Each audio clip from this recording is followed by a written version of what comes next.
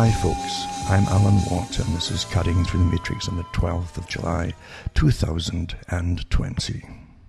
You may or may not hear in the background a fan going because like most places right now at the height of summer, it's awfully humid up here in Canada and they're surrounded by lakes everywhere, lots and lots and lots of lakes. The humidity is pretty high. That's how it's always been in this area. So this really is a normal summer for this part of Canada. Folk forget it, because they think that things should be the same like clockwork every year, but weather has never been that way.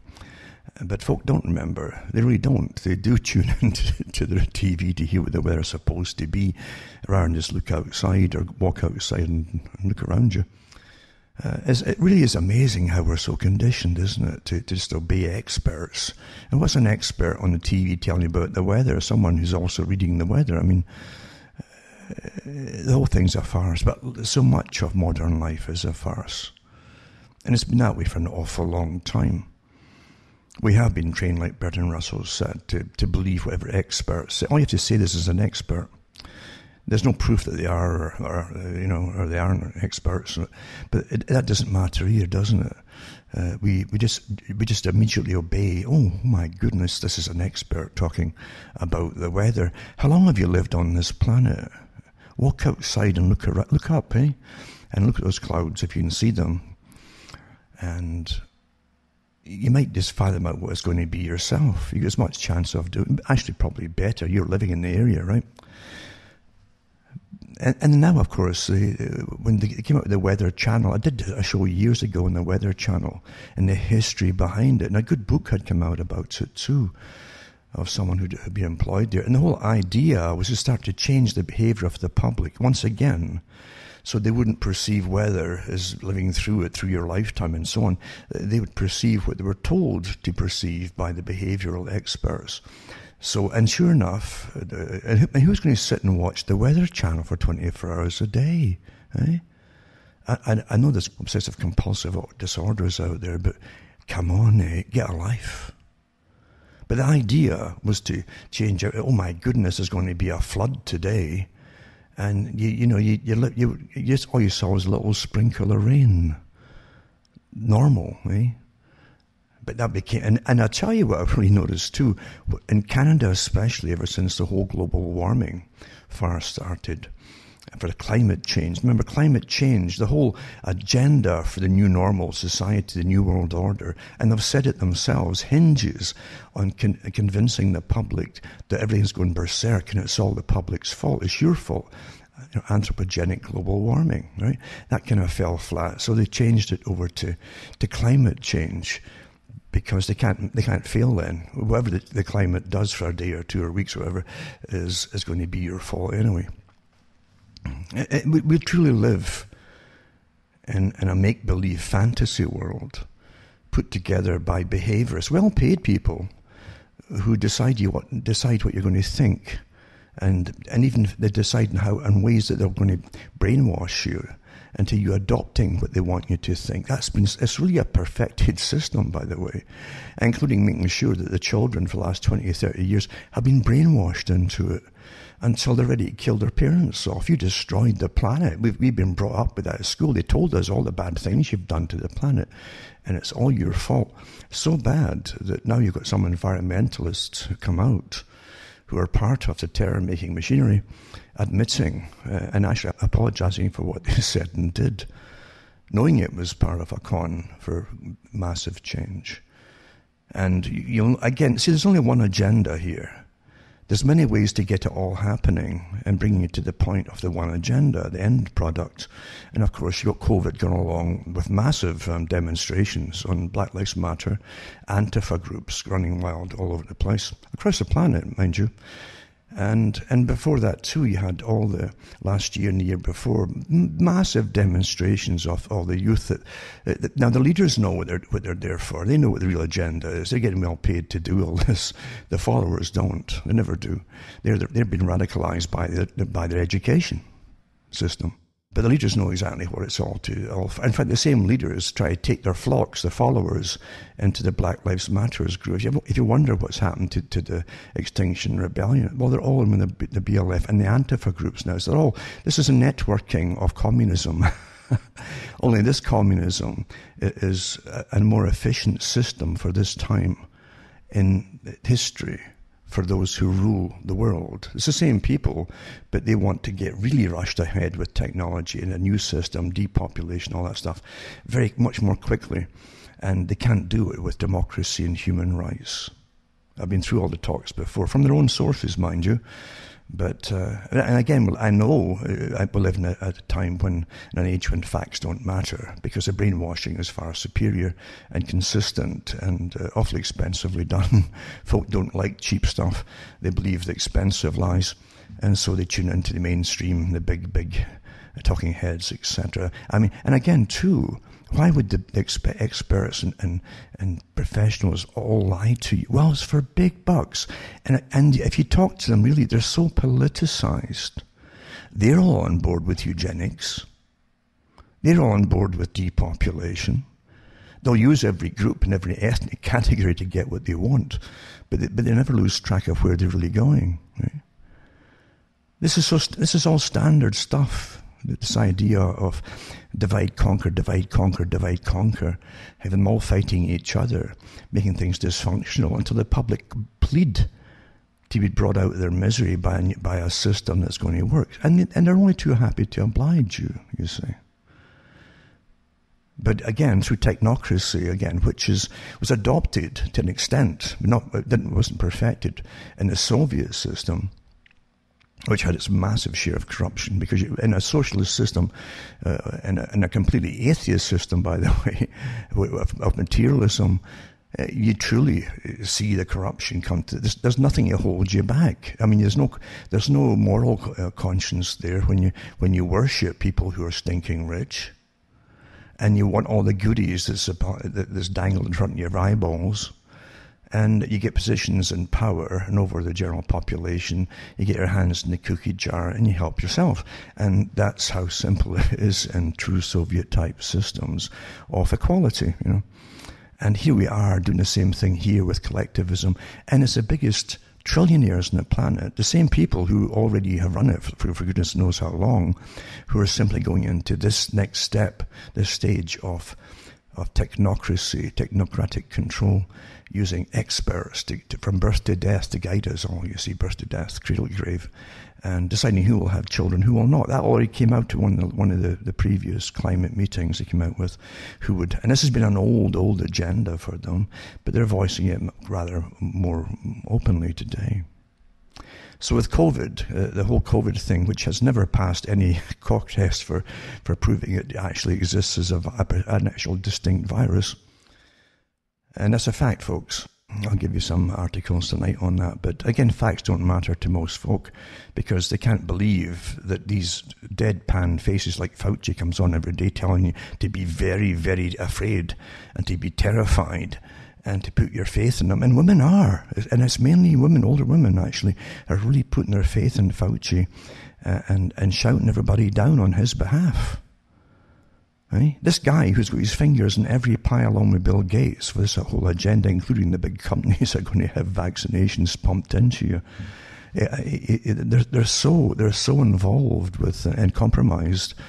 It's astonishing we're letting it go this far, really. But you can do an awful lot when you terrorize the public.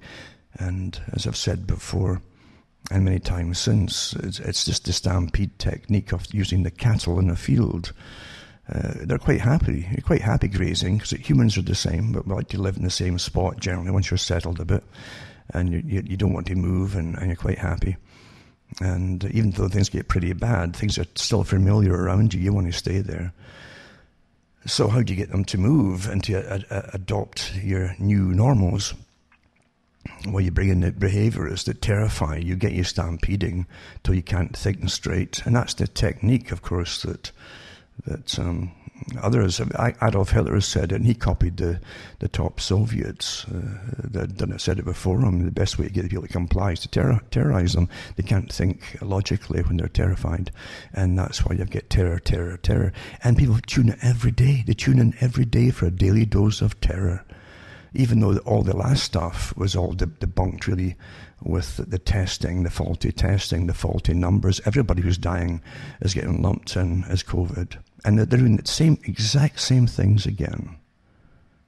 But it doesn't matter. So your logic doesn't work with folk who are terrified. They'll go along with it when those who are stampeding them point the direction for them to go. And they'll go right into the little...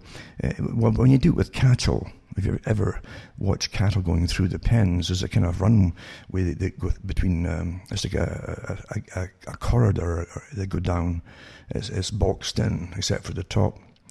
And eventually they go single file, and that's where the people inject the cattle or spray them sometimes. You've seen it done. They spray them with a chemical that eradicates all the different parasites they have inside and outside their bodies. It literally penetrates the skin.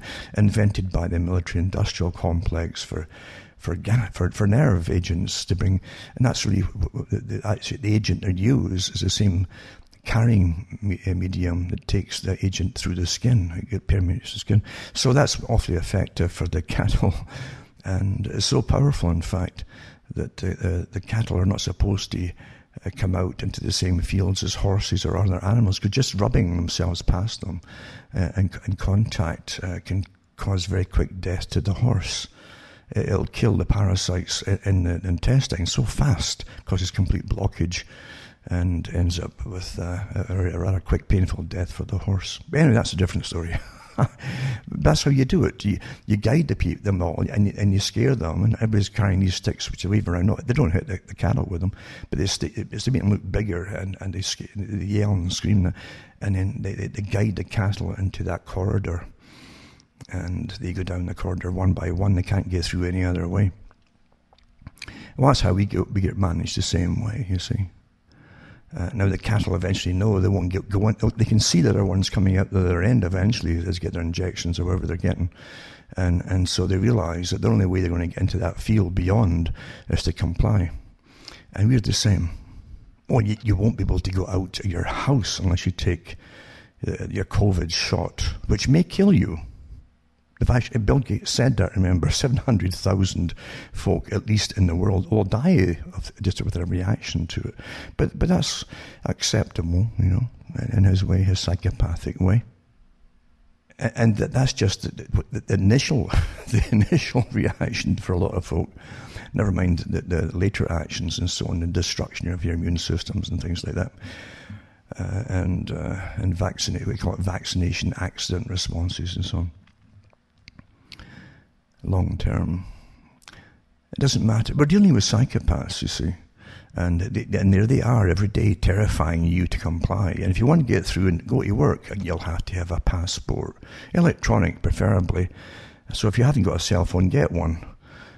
Or you won't get out, you see. And that little app has to come up green for you, meaning you're safe to go where you're going, or else you're going to get put in prison, for goodness. But initially, they simply aren't going to allow you out your home unless you comply. We're supposed to be adults, folks. But we're treated worse than you would treat a child in this day and age, because children wouldn't put up with this. Really. But we will, you see. Because threats work awfully well. Compliance. You understand there's nothing they cannot do to you to get you to comply. Nothing. And if you say, well, you mean you're forbidding me to leave my... Oh, we're not forbidding you to leave the home. You have options, What's your option? Take the shot and get a passport. This is how the game's played, you see. Is standard stuff. It's like the whole carbon economy, which has nothing to do with what they tell you. It's one thing, monopolization for a few power companies to have all power for heating and a whole bit. Do away with coal, then do away with oil, and maybe even eventually do away with gas. Right? You're left with electric, you see. And then you're going to get brownouts as they share and ration it all. I did this talk years ago.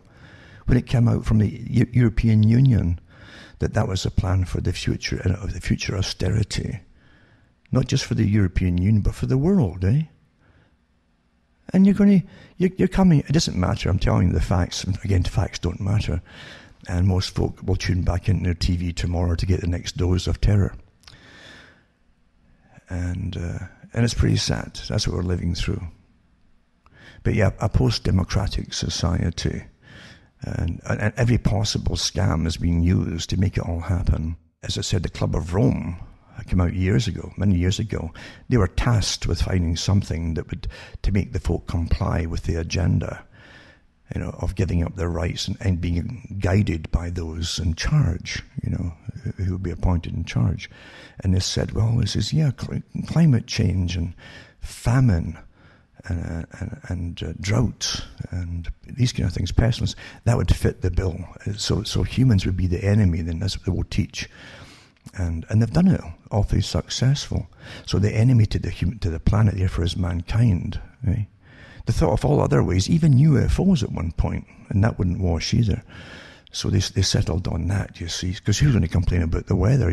Most folk have not much memory of the past few years, never mind 20 years, or 30, 40, 50. It's very easy to manipulate memories, or eradicate them, in fact. It really is gaslighting, isn't it? You see, I don't remember that happening, 10, 15, 20 years ago. But maybe I'm wrong if all those experts are right. Very easy to do, isn't it? Doubt your own sanity.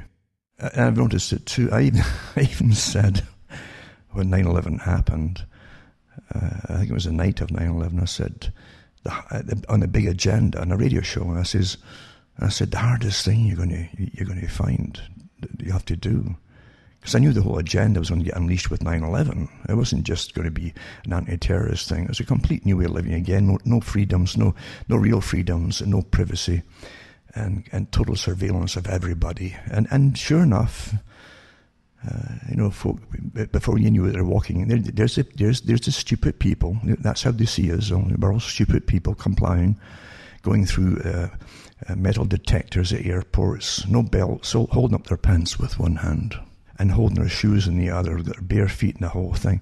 What a farce. What a farce. But the answer to that one was very similar as when you come with this one for COVID. Well, you do know you can get a quick passport, a quick pass-through passport, a pre-clearance, but it's a biometric thing. They showed us this in the late 90s on Wendy Mesley's show in Canada, and how it would be done. And I was saying, well, why do we need all this? Well, bingo, but two or 3 years later, 9/11 happens, and there you are, holding up your pants and being shouted at by people, and they're watching you naked through x-ray machines, the whole thing, to humiliate you and make you feel small and stupid. But yeah, you could get that quick pre-clearance thing, biometric, and that's all you had to do. They'd already shown us 2 years prior to that, or 3 years prior to it, on Mesley's show. And there you go again. And here it is this time, with the same thing. You get a special passport, and then you can get out your house. All you have to do is become a pincushion for experimental drugs and vaccinations and things owned by private corporations that are given blanket immunity for any side effects, including death. That's all. That's all you have to do, Same techniques, terror, eh? And again, I've already done the talks. Remember going to cuttingthroughthematrix.com website, because I've already done the talks to do with this whole agenda and your passport and all the rest of it, where it's supposed to go and how they're going to implement it from their own sites, how they're going to make you accept it, and even persuade you into it, you see, through behavioristic techniques. The folk don't even know what's happening to them. They really don't. They honestly don't. It's organised crime beyond anything you can imagine. That's what real governments are. They're organised crime. You can't get much more organised than that. And all these supposedly quasi-official agencies, that they're not You don't vote for them. They graft themselves onto governments as advisors. You don't vote for these organizations like the WHO and or the FDA in the States for all drug.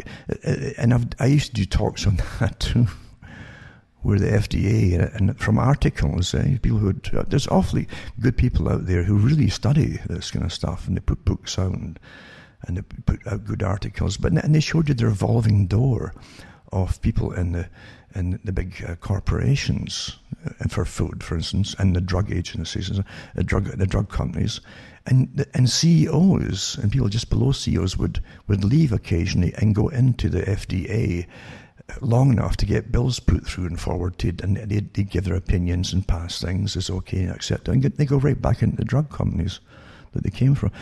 This is standard stuff, Bernays style. Bernays talked about this. First you set up the agencies. You can even do with, I've mentioned before, with a little office, a little dump, even a closet would do, if you can get a phone into it, and get someone to sit there and give them a little paycheck and answer phones, and get four doctors or whoever, or professors, to put their name on your yeah, we were part of the board for this company. And it sounds awfully official then. So anything that's scribbled up, it's on the stamp of the letter, there's names, and it sounds awfully official. Standard. Bernays said he actually helped companies do this kind of thing. And so to get back to 9/11 and that night, when I mentioned it, I said, because I already heard this, that's going to be the same again. That was one of the first things, before the dust cleared, after they mentioned it must have been Bin Laden that did it, you see. Bin Laden. And immediately, things will never be the same again. There you go. These are little code phrases, that's used. We heard the same thing too with this COVID thing, etc., etc. It'll never be the same again. And you've heard it too with some of the riots and demonstrations at the same time going on around the world. It'll never be the same again. This is the mantra. You've got to accept this because they mean it. This is to get you to accept the fact of massive changes which are coming. Some of them you already see, you can get the whiffs of it already. But after 9/11, I said same thing. I said, the hardest thing from now on will be to keep hold of your sanity. Your sanity will be the hardest thing to keep a hold of, because it wasn't just 9/11, it was a whole agenda. Right down to even watching the border change in the States and Canada. I used to watch the long lines of working class people coming up for holidays, and they'd often haul little trailers behind them and things like that. And that was how they could afford holidays and get into Canada. And sometimes you see it like nothing but lines of them coming up the main highways at times. And with 9/11 and this massive hold-ups now at border, unless you're coming in, you should be in the country at all, you're going to be held up. And it turned folks off naturally. All the hassles, hassle upon hassle upon hassle. Then the same hassle going back down to that was what a shame, because these were ordinary people, ordinary working people that couldn't afford to jet all over the place and had their little trailers. And it was darn good. It was good business too for Canada and campsites and places that enjoyed having them up. But what a shame. It really destroyed so much. And then again, terrorism everywhere. Meanwhile, the mass migration we've seen since then that came across Europe right through to Britain mainly. That's where they're wanting to go with all the better perks and so on. And so many of them now are used like an army. As we well know, this is a fact. Many of us knew at the time this would be used for, and bingo, here you go. You're seeing it right now. This is all planned. You're looking at war strategies. And these are very effective war strategies, in fact, because you don't have any guard against it when it's happening. You're told not to think of it as to what you see. Think of it as the way you're told to by those who have control of your nations. No, they're just poor people looking for places and so on.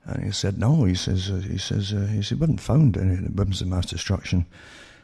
And they said, oh, they've been moved over to Syria, so go all the way to Syria and get it. So the US has been busy at it for an awful long time, and it's exhausted. It's exhausted.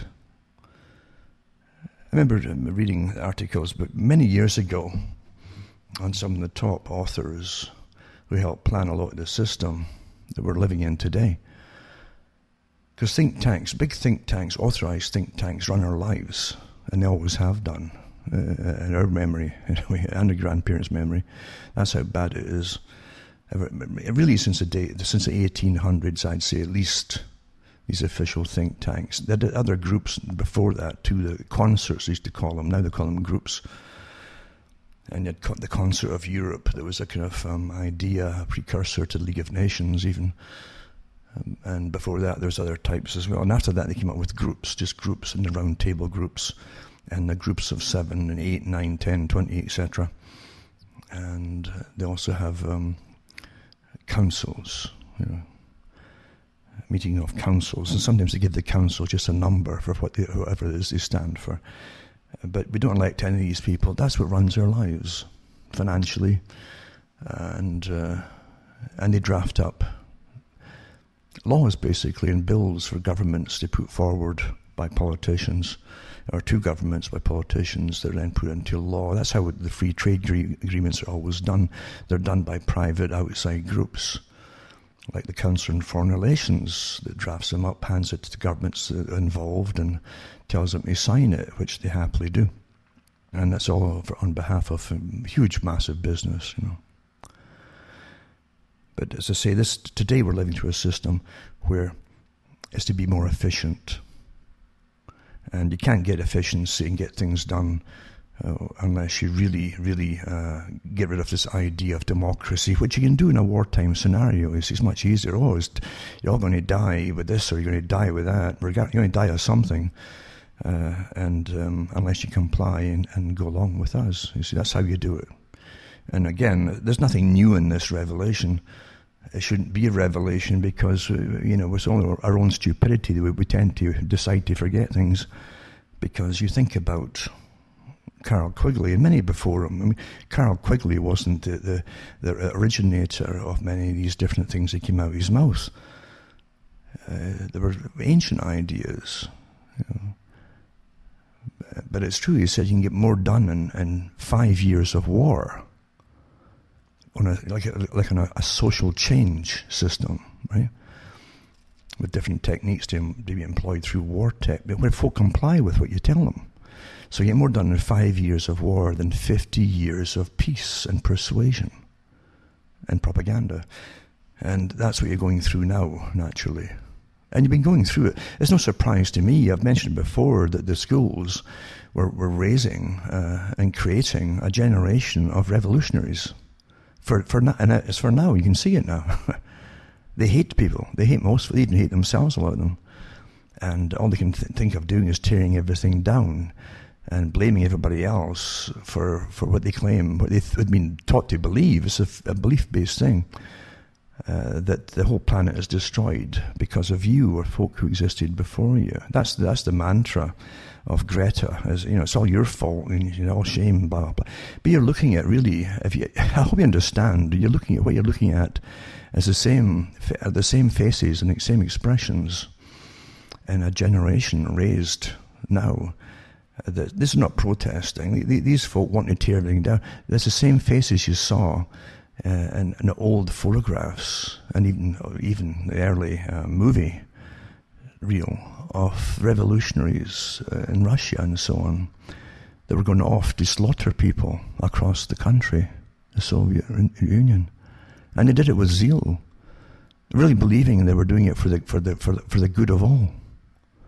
Mass slaughter. And you understand. I think Peter Hitchens touched on this too.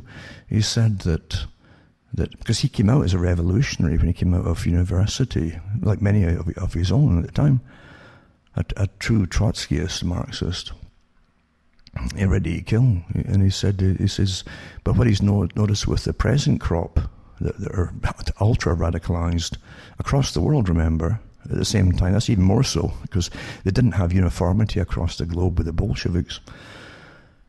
But they have it now on behalf of those who run the WEF, World Economic Forum and so on. But he says that there's no tolerance. They have no tolerance. They don't want debate. They want you to get down on your knees and swear allegiance to them and their causes.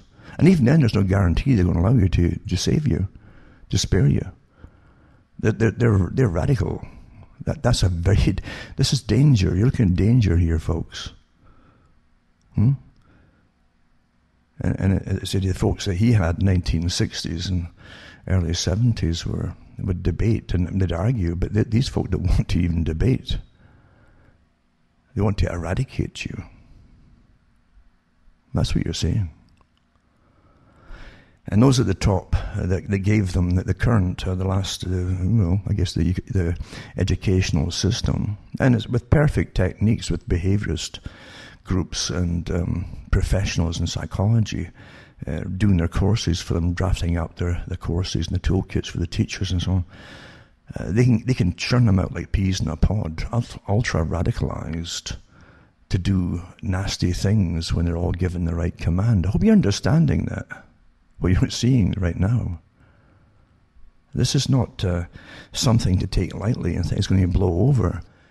You've been leading up to this for quite a few years. You've seen it with London, especially England, especially, and parts of Europe when it's easy to bus or even boat and even drive across the channel across Europe with the same groups, massive groups that get together from all the countries. Again, led by the paid radical leaders, very well paid and organized.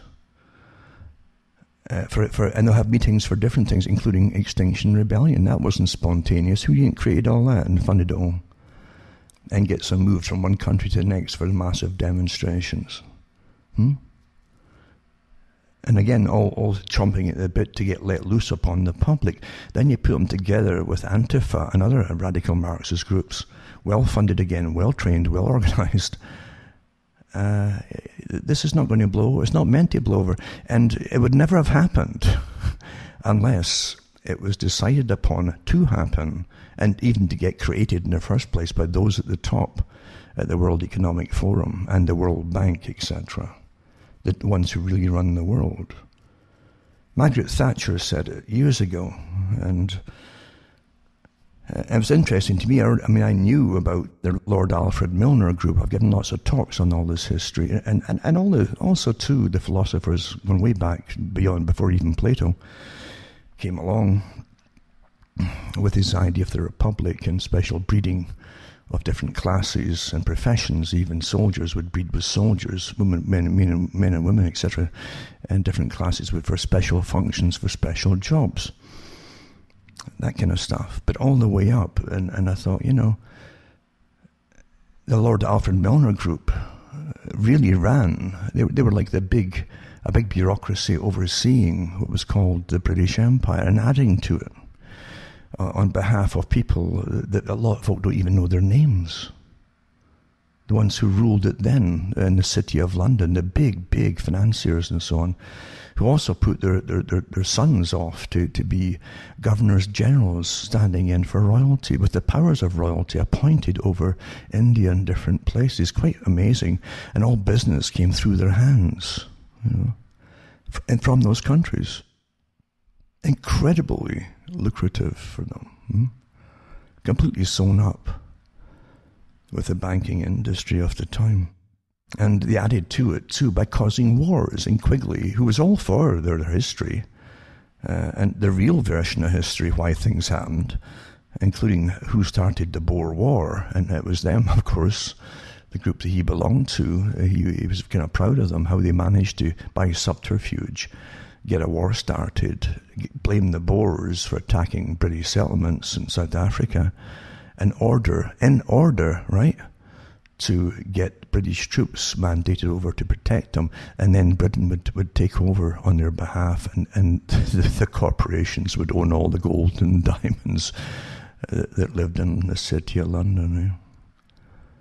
So you start a war and you blame the other guys that you've just attacked, and you change it. They even brought in a writer, a woman from the Times, I think it was, and she wrote a version in advance of the Jamestown raid, and said that these terrible Boers had attacked these British settlements, rather than the fact that Alfred Milner's group had actually set up a mercenary group to attack the Boers.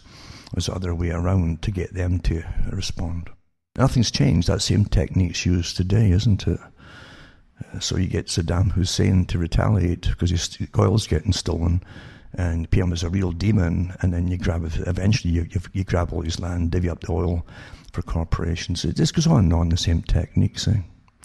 That's why I say, if you really have been radicalized, I can only talk to occasional individuals. Most folk in a mob can't think for themselves, and they really do want to belong to the mob. They do. It's a collective mentality that they have. It's this temporary camaraderie idea that they have. They're all in it together, you know. We belong, we have a cause. Otherwise, they have no causes at all. And so this gives them a cause. And they've all been told it's for the greater good, and it's for the best, etc. As all tyrants do too. Even the folk who do the slaughtering will say that to themselves, at least in the early days. And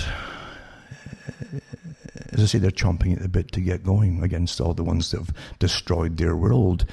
And I'm sure they'll do it. They'll do it when they're told to by, say, the Club of Rome, as an example, who are rejoicing at this whole COVID idea and the complete shutdown of all this stuff. The World Economic Forum, folks. This is like all the top businesses on the planet. Do you understand that? These aren't little Trotskyists at the bottom. No, these are the folk who are the trillionaires and multi-trillionaires you can't even comprehend. And when they're not there, their agents are there. But even the WEF isn't a little meeting place. It's like a massive country, in a sense, with thousands of bureaucrats and thousands, again, of training facilities to pick up future leaders from childhood. They train them from childhood to rule you. Real technocracy, you see. It's all done already. And they're the richest people on the planet who own the wealth and resources of the planet. And they've decided that communistic, Trotskyist ideas and socialistic ideas and forms of governance where you just obey and do what you're told or else is the best way to get their agenda, this part of their agenda through. Yeah? It'll last maybe 80 years. And by that time, a lot of folk will have died off. The present radical generation will not have children anyway. The ones they're using right now, who are chomping at the bit to kill the older folk. It won't matter about them either, because they themselves most of them won't have children. At least live ones. And so that's the end of them too. Every group's used in turn for the ones at the top, and they never figure that out. Never. But again, Maggie Thatcher, getting back to Lord Alfred Milner and so on, and I knew about the Royal Institute for International Affairs and its foreign branches. Now it's got a European group for the European politicians and those in the commission at the top of the EU, the secret members that run it. But they have one for the Far East as well. Based in Japan. They've got members now in China. And they rule Australia and New Zealand. They divvy up the world, you see. That's what they do. They divvy it up. And they have their members running all of it at the top. Governments obey them. But Margaret Thatcher said the same thing. She said, and now she was asked about when she retired. And she says, well, now, she says, I belong to a group. She says, it's very important because we can get things done. She says, I'm not responsible to the public anymore or to the voters. We know what problems are, and we also are a society of people who've held power of all kinds, as prime ministers, presidents, and top bureaucrats for divisions and generals and so on. And she says, we all know each other, because they all worked with each other when they were in power, you see. We all met and all know each other, and we work together for a common goal.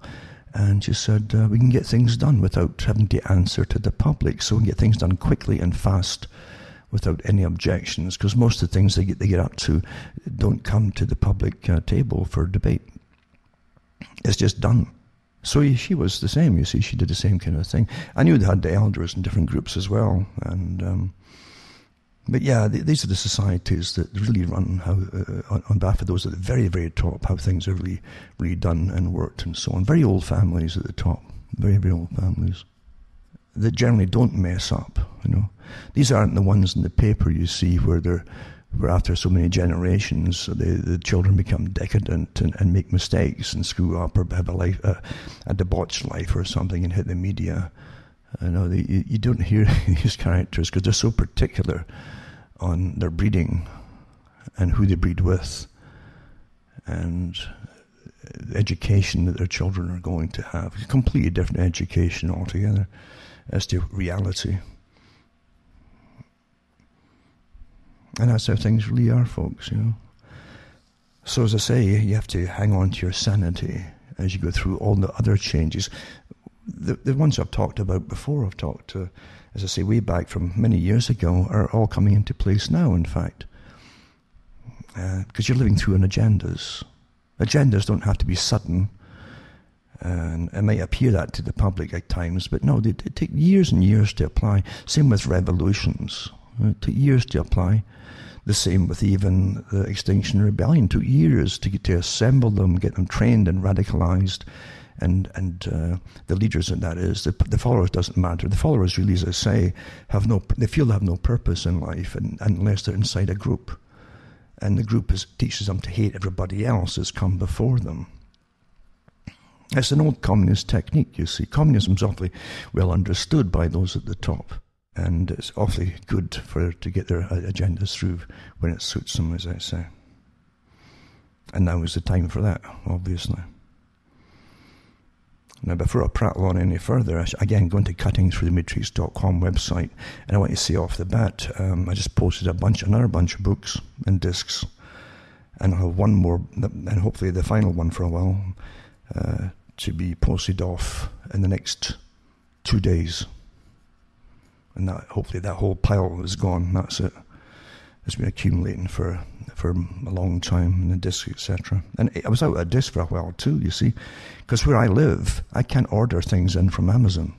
They won't deliver to my little place and to my little town. We are an unorganized township. Unorganized township is, I don't know if anything happens in the roads or whatever, I have no idea what the laws are, but they don't deliver here.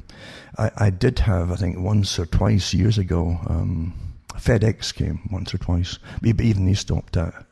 And there used to be a little gas station at the top of a stair there that would accept parcels, but that's gone now. Everyone's gone under, you see. Everyone's gone under. But they would accept parcels, so once in a while you could get things a few years ago, they dropped off there, but there's nowhere anymore left that does that. So the UPS was one of the worst ones. The UPS says, if you've got an address, we deliver, but no, they don't. So don't ever send anything to me by UPS, whatever you do. And they hand it out to a courier company once they get to Sudbury, for instance, that definitely will not deliver out this way. And they wouldn't even tell me if something came in anyway. I've had that before where I had no idea that stuff had been sent to me by people, unless they sent me an email or something. And if they didn't send me an email, this other courier company wouldn't even phone you or let you know or email you. There was a parcel come in Sudbury somewhere. Sudbury, remember, is over 20 miles away. Yeah? So I can't just run to Sudbury. It's a 40-mile round trip, and it's a lot of gas too. But anyway, as I say, the last lot of stuff that was waiting to get sent off is... That's 2 batches out, and the next batch goes out in the next 2 days. Now, hopefully that'll be off. So if anybody's waiting, don't worry. It should be there within about 10 days from postage. And we are going into a kind of lockdown. You can see it all. We knew that before. Come February, I said the lockdown's down. They'll ease up in the summer a little bit. Then tell you it's going to spike come the fall, and lock us all down again. Because remember, they want you locked down for 2 to 3 years. 2 to 3 years means permanent, folks. Over 40% of small businesses are gone forever now. They're not going to open up again. This is to bring in a whole new way of living. Nothing to do with virus. They've killed more folk off by what they've done about it as opposed to the virus itself. Look at the elderly folk that's been slaughtered. They were sacrificed, folks.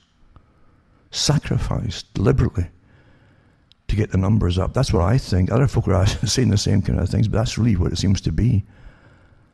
And you don't put in contaminated people in with uncontaminated people, but they were doing. Look at New York. What happened there? And we still don't know what this is, really. Because even folk with... Have you noticed any statistics on the flu season? Has it suddenly disappeared? No. Everybody's getting lumped in as COVID. Everybody.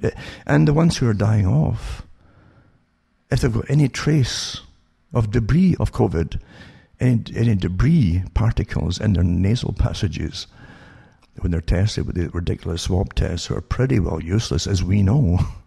I'm not just making this up. There's stacks of information, official information, about how inadequate these tests are. The actual test for particles, the RNA or the DNA, they're like from dead particles, just bits and pieces of them. You'll test as positive, but they're also saying if you've got a runny nose from a cold or a flu, you'll test positive as well. They say they're all members of the COVID family. But again, facts don't matter, right?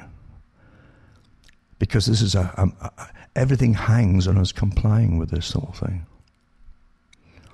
And the farce of testing, when you look at where they've been, so many thousands have been found, it's because you've now tested thousands for the first time in this area or that, and you're going to find folk all over the planet, or that literally have no symptoms at all. They've got fragments, they'll test positive. But they're not ill. This is not cases does not equate illness. You've got thousands of viruses going through your body all the time, from birth to death. You're oblivious to it till now. But everything hangs on this being brought off, you see. Everything, a whole new way of life. You won't open up unless you're sustainable, yada yada, or what they mean by that is necessary. Do you understand that? That's what they mean by sustainability. It isn't just eco-sustainability. It's also necessary. Are you starting to get the picture? So, go to cuttingthroughthematrix.com. List all the other sites I have in case anything should happen to any one of them. And you can get the talks. And other folk take my talks and put them up as well. And different other outlets. And I'm looking for other outlets as well. Because we're in the middle of an incredible war. This is to change the life forever as we know it on the planet. Really. And it was planned long before. Like every revolution takes years to plan all this. Years ago. We've got stuff going back to 2010 from the Rockefeller Foundation talking about this kind of stuff. We'll put them all up. Facts. You know, if a pandemic was to happen, yada yada. And then the future of technology has to take over, yada yada yada. They talk about complete elimination of paper, as you know too. The term now, and Bill Gates is reinventing education. Oh, he's got all this stuff. We're going to have people and children learning his curriculum. Isn't that amazing power across the planet? Online, you see, rather than school. It's starting to ding in the head here. Amazing, eh? All comes together with the same little clique. The same little clique that's these self-appointed Neros, you know. Huh? Did any of you vote for any of these? No, you didn't. You've been living under delusion. You lived in democracies. So at cuttingthroughthematrix.com, remember you can donate to me as well and help me tick along, because like everybody else, I need it too. And you'd be surprised how many folk out there use this stuff, because I document everything I talk about as a resource, you see. And you'll find it from all the top ones, supposedly in the alternate media, because they use this stuff. Most of them will never tell you where they get it from, but that's just the state of affairs. Everything's pretty nasty today, eh? There's no natural decency amongst most people today. Why should folk listen to people who who won't be decent because they're spouting about the stuff that I'm talking about, for instance. But they're not decent themselves. Why would they expect you to be decent about what they're saying, yeah? If they can't play decent amongst other people too? This idea of morality has been destroyed as your culture has been destroyed for years. A war on the culture. This is old stuff. The Soviets talked an awful lot about destruction of cultures. That's what Bezmenov's talked about too. Forget the James Bond stuff. Most of the real Cold War comprised of subterfuge, going in and creating different kinds of agencies inside countries. I remember I've got books here going way back on the creation of front groups for communism. Lots of Christian groups got involved. They didn't know either. They had no idea they were getting used for communist purposes. They call them communist front groups. Folk tend to get hung up on names, you see. I always say, you're looking for diseases. You're looking for diseases in society. And what you do with any disease is you must look, first of all, signs and symptoms of disease. And then you put down what is noticeable, observable, and you can see some of the effects of the disease, and you list all of these things, you see. And you keep at it and at it and at it until you narrow it down, and then you'll come to the diagnosis. This is blah, blah, blah. You give it the name, the title of the disease. That's how it's done. Folk have no idea, but they get hung up on names. Oh, that's not communism. Oh, it's a blah, blah, blah, you know. And it's generally a wonderful sounding thing, name, eh? And it's for the social good, you know. Bingo, bingo, bingo. That's how it's done. But Bezmenov, Yuri Bezmenov, said that. He said that's what most of the agencies are about, was subversion. You subvert cultures, especially. And when he came to America in the 1970s, he went there first, I think, and then to Canada.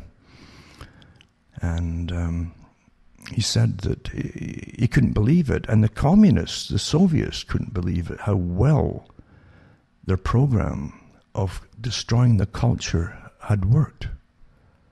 From destroying the family, this is the 1970s, with the excess use of sex in all the movies and all and so on. Sex.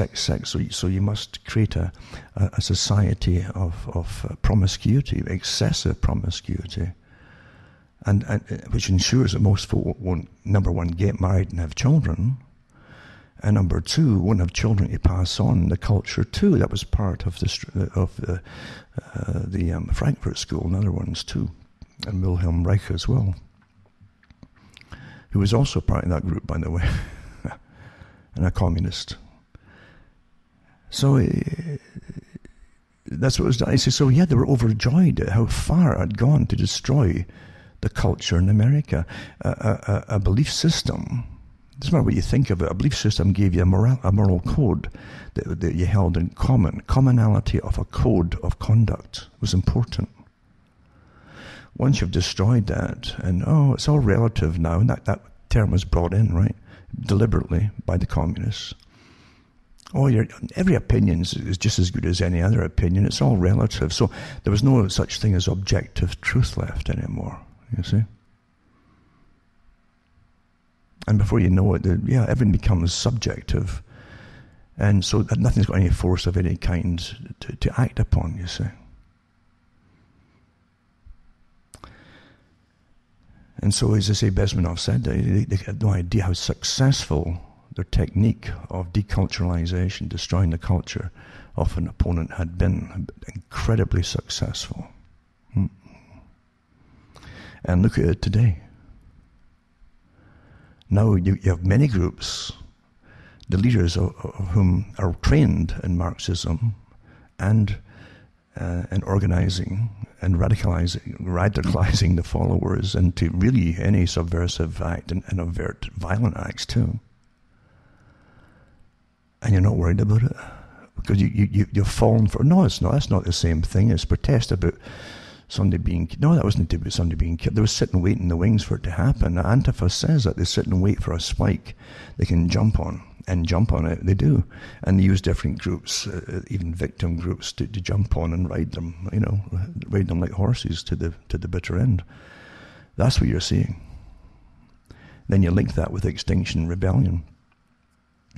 I remember one of the big meetings I've said before, one of the huge meetings that they had at the for the World Trade Organization. They had quite a few back in the late 90s and early 2000s on for a few years in different countries. There are a couple in Canada too. And I remember them showing you they had cameras inside one of them, just for a little clip it was. It was something important, probably a clip for their own records. Somehow got onto television. But you saw some of these people at the top looking down, these crowds down below them, beating their drums and the standard protest thing for globalism. They didn't want globalism. That was at that time students did not want globalism. Now they've been turned 180 degrees. Have you noticed? Did they notice? Until they want no borders and massive movements of everything and people too. Have they actually noticed? That's how slick you can use crowds, you see. 4 legs good, 2 legs bad, until they're shouting 2 legs good, 4 legs bad. It's that simple. But in that little clip they showed you one of the politicians who was attending it, and he's looking down there. What's wrong with them? What is it they want, And don't forget how these guys are trained as CEOs, some of them as well. And they say, well, how can we use this to our advantage? It's always they don't hit anything head on, make an enemy of it. You use it. And so he went down, and they picked. He said we could bring some of the leaders up, these different groups, these NGOs, bring them up here. Well, they did that, and from then on, as I say, that's when it was almost for the next year or two. There was no more protests against globalism and free trade. None. It just ended. No, suddenly they were all Extinction Rebellion types, you see, and all the other radical groups to stop the business from, by having huge parades and stopping business and shutting down railway lines and yada yada and all the Club of Rome stuff, you see. Yeah. And that's what they did. They gave funding to the leaders and made them awfully rich and wealthy, guaranteed incomes that they'd never get before, bashing drums and dreaming up occasional slogan, And suddenly they were kind of important, and that's what you've had since then on. That's how slick it was. And now they're all working together, a big network of them, and they don't come out against globalism, no. And they literally. They don't care the fact that the World Economic Forum is the richest folk are the ones in charge of everything, who decide what policies we're going to have, including bringing us down to utter austerity and rationing cards. That's what it's going to come to. That's what it's meant to come to. And a post-consumerist world as such, you see. So you can't just go out and consume stuff. You'll just have to take what you get for basic survival. And I did these talks years ago from their own sources, including the brownouts and so on. It's quite something. Life can get awfully boring when you've read all their stuff, And I'm one that actually has read their stuff, not just saying it, like other ones who adopt my stuff and say that. But that's really what we're living through, a huge agenda. And it is boring, because you know what's next and what's next. And that's when you know that when they settle on something, just like weapons of mass destruction, they'd rather obliterate a nation or a bunch of nations before they'll ever come out and say, well, we're wrong. Or yeah, you were right all along, it was all bogus, the causes were bogus, like weapons of mass destruction. I can remember Colin Powell. He was put forward to try to convince us to continue with Iraq, and to finish it off and put it into the Stone Age. And that was the agenda, Kissinger admitted to that. He says that's what he would have preferred to do. So they can't ever get back together as a nation, a strong nation, uniform, with the uniform government and so on. Once you've destroyed them in the Stone Age, and then you fund different factions to fight each other forever, they're never going to be a threat to anybody. And you can plunder them for resources. That's how it's done. It's kind of boring, isn't it? The whole system is awfully boring because it's repetitive and rather obvious as well. But yeah, it's a sad thing that we have masters. We don't elect these masters. You're all subject to them. They know it too. And these masters have sections of them that play the far left. You know, they play that game too.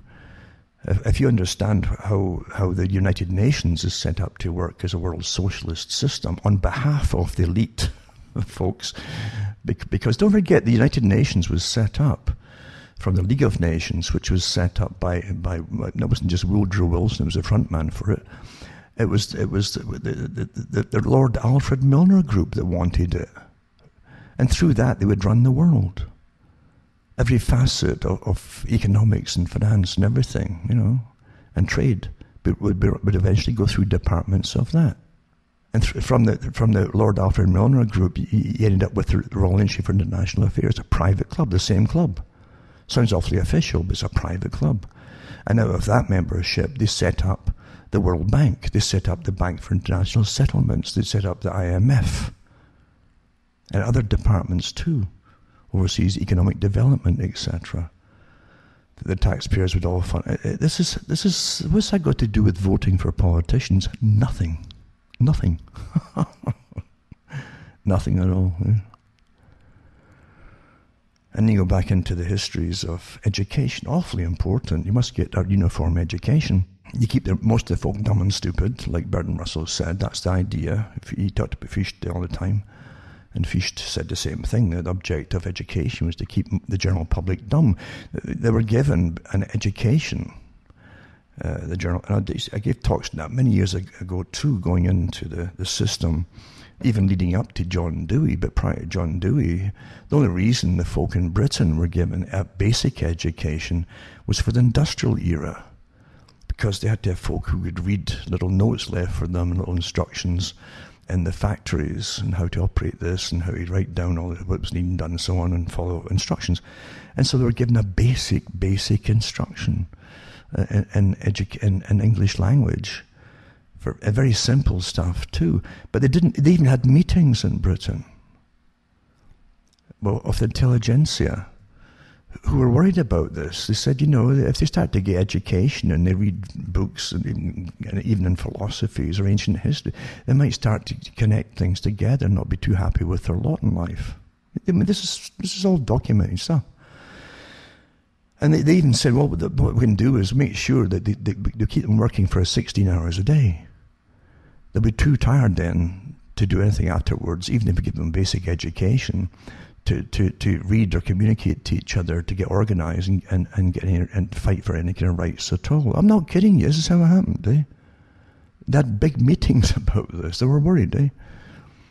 So what they also came out with was the idea, okay, now that we've taught them basic reading and writing, let's churn out novels for them. Fiction, you see. Fiction is a great way to keep them happy and excited, as though they're involved in a fantasy world. Get them in a fantasy world, so their 16 hours a day of misery will be kind of bearable. They can daydream on what they've read the night before, you see. And it turned out they call it penny books. And these little penny novels were aimed at men and ones for women, you see. And the guys would have their wars, and they'd be super soldiers in the war and get medals going out across the world fighting for good causes and things like that, you see. And but in reality, they were stuck at a machine all day long, and in the cotton factories, the cotton killed a lot of folk, you know. It's same with wool, but cotton did the same thing to the lungs, terrible diseases it caused. And but that was their escape. That's all you had. What else did you have? Nothing. You couldn't save up enough money to get out on the pittance wages that were basically worked out scientifically again. How much you needed to earn a male and a woman, say, who also working in a factory, who might have, because they wanted to have another crop of offspring to work the factories. This is how science works. This is how this kind of stuff works. And so for the next generation, they would make sure, well, again, they wanted to keep them poor, or they wouldn't work in their factories. Why would you work in a factory for a pittance if you had a better education and you'd save up money and get out of the hellhole you were in into a healthier environment, at the very least, and then work in a factory? So they literally kept them. How much does it take the average man and woman to pay rent? So they had these strange things, almost like fixture rents across the country, and especially in the factory towns and cities. And that system literally had echoes of it right up into the 20th century, where if you saw a person who was going into an apprenticeship, because in those days most folk didn't get in universities, but if you entered an apprenticeship for a trade, that was a big deal, right? Big deal, and lots of folk would compete for the few jobs or few entries into apprenticeships. And these apprenticeships too treated their workers like slaves, like pittance wages. It was taken for granted up for the 5th year of apprenticeships into the 20th century, like halfway through, that the parents would still be supporting an apprentice because they were given just enough money often to get to their work. That's what they'd earn. And their bus fares. I'm not kidding you. So yeah, it worked out that way. So man and wife, right, in the 1800s and the late 1700s and the late 1800s onwards, how much would they need just to keep them in basic subsistence, enough for the food and so on? And they had it worked out. And literally, again in the 20th century, Britain was using that same technique in war, from World War I into Great Depression into World War II, straight, bang, bang, bang, bang, bang. And they had wages freezes and price freezes, they call them too. And so you couldn't earn more money and up and bet yourself again. And you'd have to work more and more hours for the same amount, yada, yada, yada. This is all basically came out of the Industrial Revolution, and how they treated whole families. Thousands and thousands, maybe millions of people kept on pure subsistence wages, 16 hours a day, could not get out of it. And folk didn't live that long. They'd often die, like 20 crammed in a room in these awful, awful cities that were set up for them. That's the truth of it. If you get all this white privilege stuff, this is the horror that folk live through. And you have to read the stories of some of the doctors that wrote about the diseases that swept through these cities with open sewers and things. Freezing in the winter, no heat, nothing. A horror show. I've often said that history really is a horror show. And these things, they try to eradicate that from education very quickly, because they don't want the present crop to realise, how bad it was for these people. And unless your parents and grandparents and great-grandparents could pass it on what it was really like, or you asked them the pertinent questions, a lot of folk don't want to go think back to these things. It's such a horror thing for them too. But I did. I was one of these inquisitive ones, and I asked the older folk, that they're much older, about it, because I realised then they'd be gone too. And with them goes whole chunks of real personal history of what they saw and witnessed, etc. That's all you can verify, you see. Like 9/11, I said that 9/11 too. I says eventually, when it happened, I says, eventually you'll get books coming out, the authorised versions that completely contradict what we've all experienced. And that's true, that's how it was done. So the point I'm making here, right, is that whatever is happening took years to plan and prepare, even to get the very rough parts of everything worked out. It took years to put the basic stuff. We'll need departments for this and departments for that who will deal with, then subsections dealing with blah, blah, blah, and all these special departments, etc. All prepared before the things happen, like a big battle plan. It takes years to do so. And think tanks go over the main problems. Well, if this were ever to happen, God forbid, how would we do this and how would we do that? And if we did this, what would the effects of that be? How would that ripple through society? Yada, yada, yada.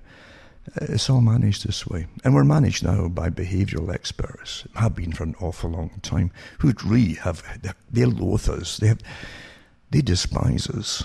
I mentioned this before, many times, how we're treated by the elite, including the intelligentsia, I believe, the ones who think they're really part of the intelligentsia, who despise us simply because they're still pretty well cloaked in secrecy.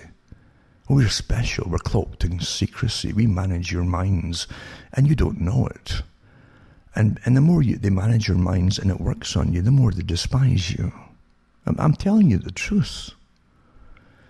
I've said it before, how the elite treat us is they disable you, just like Fichte and also like Lord Bertrand Russell, who thought the same thing too. He always used the former, his idea on education. The idea of education is to make them stay stupid, or to make them even stupid if they weren't before. And it's true. That's how the elite have always seen it. The trouble is, if you break out of it and you start to understand what's happening, you become a threat to them. Obviously, he went through that in his books. But anyway, I always say, is what they do to you, they cripple you at birth, really. And forget all the toxic stuff that they pump into you off the bat, which will give you a lowered immune system right away.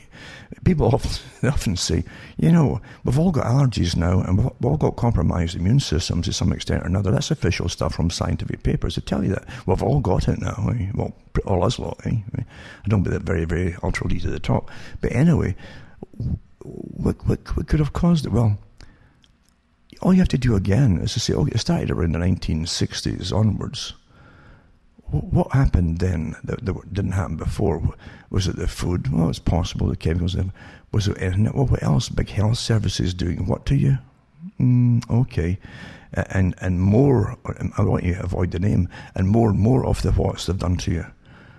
To the present bunch today are just, they're riddled with this stuff that's been done to them. Think about it. I mean, what is it supposed to? It's supposed to alter your it affects your immune system, eh? That's not the purpose. Well, I wonder what's lowered all our immune systems until some immune systems are just on hyper alert all the time and overreact to everything. That's what happened to me, you see, after I got a whole bunch of boosters back in the 90s. A real cytokine storm, indeed. A vaccine-related injury. There was no doubt about it. Cause and effect. 2 weeks later, boom, massive arthritis. Rheumatoid too, arthritis. Woof. Head to toe. All your joints and your hands just popped. Woof. Fever, the whole lot. Yeah. And the classic signs, other things too, Popped your stomach, it popped everything. That was never healed either, really, not properly. Anyway, that's what you get from it. So yeah, there are certain, again, what's a simple detective? What's happened? What's the signs and symptoms of the problem? What happened before it all happened to you? Well, okay, the diagnosis falls in. Well, bingo, there's your answer, folks. Was it Occam's razor, they call it? Occam's razor. Occam's razor goes right to the straight, to this point to that point. The shortest route is probably the plausible explanation. And the valid one. That's a fact. That's just how it is. So we're living through a big agenda, rather nasty. Took years to plan. We've had the culprits, some of the culprits out vocally speaking about it, like Bill Gates, and he's definitely a culprit. This man I would not trust. I wouldn't even say with my life, there's no darn way, but I wouldn't trust him in any other circumstance either. This guy's a creepy guy who is he's not qualified in virology, bacteriology, or any of the sciences to do either. He's not qualified with vaccines either. But what he's a qualified eugenicist. He really believes in this better types and inferior types, and too many of you, as he said himself, as he took over and filled his father's shoes. Creepy beyond belief, and he funds the WHO, massive funding to them. And he funds huge sums into the group too that is under Fauci and other ones as well. I mean, come on here. Huh? Isn't this a bit of a small world or something? Is it the WEF, World Economic Forum? Huh? And they're mandating what we all have to, and your governments are all complying, because so many of the heads, the medical heads in the different countries, are even on the board. Like Canada's one is on the board of the WHO at the same time. No conflict of interest there, eh? Who are they serving? Literally, who are they serving? So honestly, this is a very obviously contrived system set up for this particular time we're living through at the moment. A huge agenda. The Club of Rome saying, we'll accomplish the whole sustainability program because of this COVID idea. And that's not speculation. I put the articles they published out for those that wanted to read it before, giving joyful, gleeful responses to this and praise to the COVID. And they're going to go the whole way with this. This is the complete reset, as I said, at the WEF and the World Bank and all the rest of them. The Great Reset. It isn't reset just for money, which is, and for economies, which is. It's a complete reset and a whole new value system of your life and your conditions of life as you go down into utter austerity, depending on who you are. So before I go on to the actual talk, because I haven't even started to talk yet, isn't it amazing? Getting back to how they loathe you. They really loathe you. And they treat you like cattle. And what they do from birth, they cripple you. Your parents help because they've been crippled themselves. And those who are crippled pass on their indoctrination of reality, what they're told it is, to the child. Why do we have to do this? Because it's the way it is. So when I grow up and pay taxes, why is that? Because it's just the way it is. Even though before their grandparents didn't have to, because they didn't have temporary war tax then, which became permanent income tax then, etc., etc. But anyway, they cripple you that way, and they use the parents to indoctrinate you. The school takes it over to make sure you'll never think for yourself again. You see, you only adopt opinions put by experts and professionals. And it's like getting a cow breaking its legs one at a time. And the poor animal's suffering and whole bit. And then it can't get up. And then they kick you because you can't get up. And then now they really despise you. This is how sadists work, you see. They really despise you. Psychopaths do the same thing. The studies on psychopaths, even in military organizations and tyrannies, you find, if you can imagine them all on steps going up to a king at the top, or the head character at the top, and a psychopath will praise and lick the boots of the person on the step above them. But the person below them is they abuse like crazy and hatred almost, and loathing, all the way down the steps to each one gets loathed and loathed and loathed by the one above them. And that's how psychopathy works. They praise the person who's got more power than them because that really impresses them and they want it. But they despise those beneath them that they cannot use anymore. They can't use them to climb over. They're already over them. And so they despise them. It's the same system today. We're crippled by so many different ways. And then you despise you all the more. I've given the analogy of the movie Viva Vendetta, where, interestingly, as mentioned before, look at the plot of it, and really a bunch of elites take over, radical elites take over the system by, I think, releasing a plague initially, and then claiming it was a terrorist group that did it. They put themselves in power, and then they arrest everyone as an enemy of them who wouldn't stand for it, which is always happens anyway, and it'll happen with this one too, by the way. They'll arrest you if you don't go along with it, and they eliminate you. You just disappear. The Soviets did it in Siberia as well, all through his reign. But in Viva Vendetta, They had different people who enabled all this to happen as they were coming to power after taking over. And they took prisoners all the time and used them as test guinea pigs by injecting them with different things. And one of the doctors there, a woman, was in charge of it. She says initially she felt kind of sorry for them because they'd get shuffled in every other day for their testing. And she says, but I began to, she says, but they were so obedient and would never fight back on anything because their spirit was broken, you see. So it's like breaking the legs on the cows. You break it. So you break the spirit, and his folk would shuffle in these prisoners to get tested, prodded, and bits taken out of them, or goodness knows what. And she said, and they never looked you in the face, they'd always look down to the floor, total submission. And she began to despise them, and despise their complacency and and their obedience.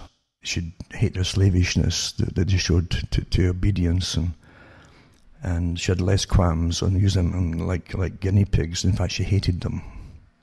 And that's what happens when you comply. The ruthless psychopaths who are over you will utterly hate you. And that's why it's easier for them to start to slaughter. I really mean that. I really mean that. And getting back to Peter Hitchens' idea, the Trotskyists of his era at least would argue they wanted debate and so on. The groups today don't want any debate at all. They just demand that you follow what their dictates, and that's it. You do what you're told and obey, and parrot what they tell you. You have no say in any alternate reasoning. None at all. They're completely intolerant. I've said it before too. This would come. I used to say that liberalism is one of the covers that they used, of course, for communism in the West. According to Khrushchev, one of the ex-heads of the Soviet Union, he said in the West we call them liberals, and liberalism is the most intolerant system of all. It has no tolerance. If you've noticed, it's been getting worse and worse for years, and now that's quite out in the open. They want to eliminate anybody who doesn't go along and parrot the same things that they parrot. They want to literally. This is not a debate thing. This is beyond politics. It's gone way beyond politics now. You look at the States. The whole world's looking at the States and, my God, look at what's happened here. Whoa. That's why China's making moves and testing its muscles a bit. Other countries will do the same because nature abhors a vacuum as really powerful groups become weakened. And when you're being taken down at home, it's like Rome, isn't it? That all these armies outside Rome, when they got invaded, there was nobody left to stop them. They were all out in foreign countries. Didn't even believe it was happening. They thought they were impregnable.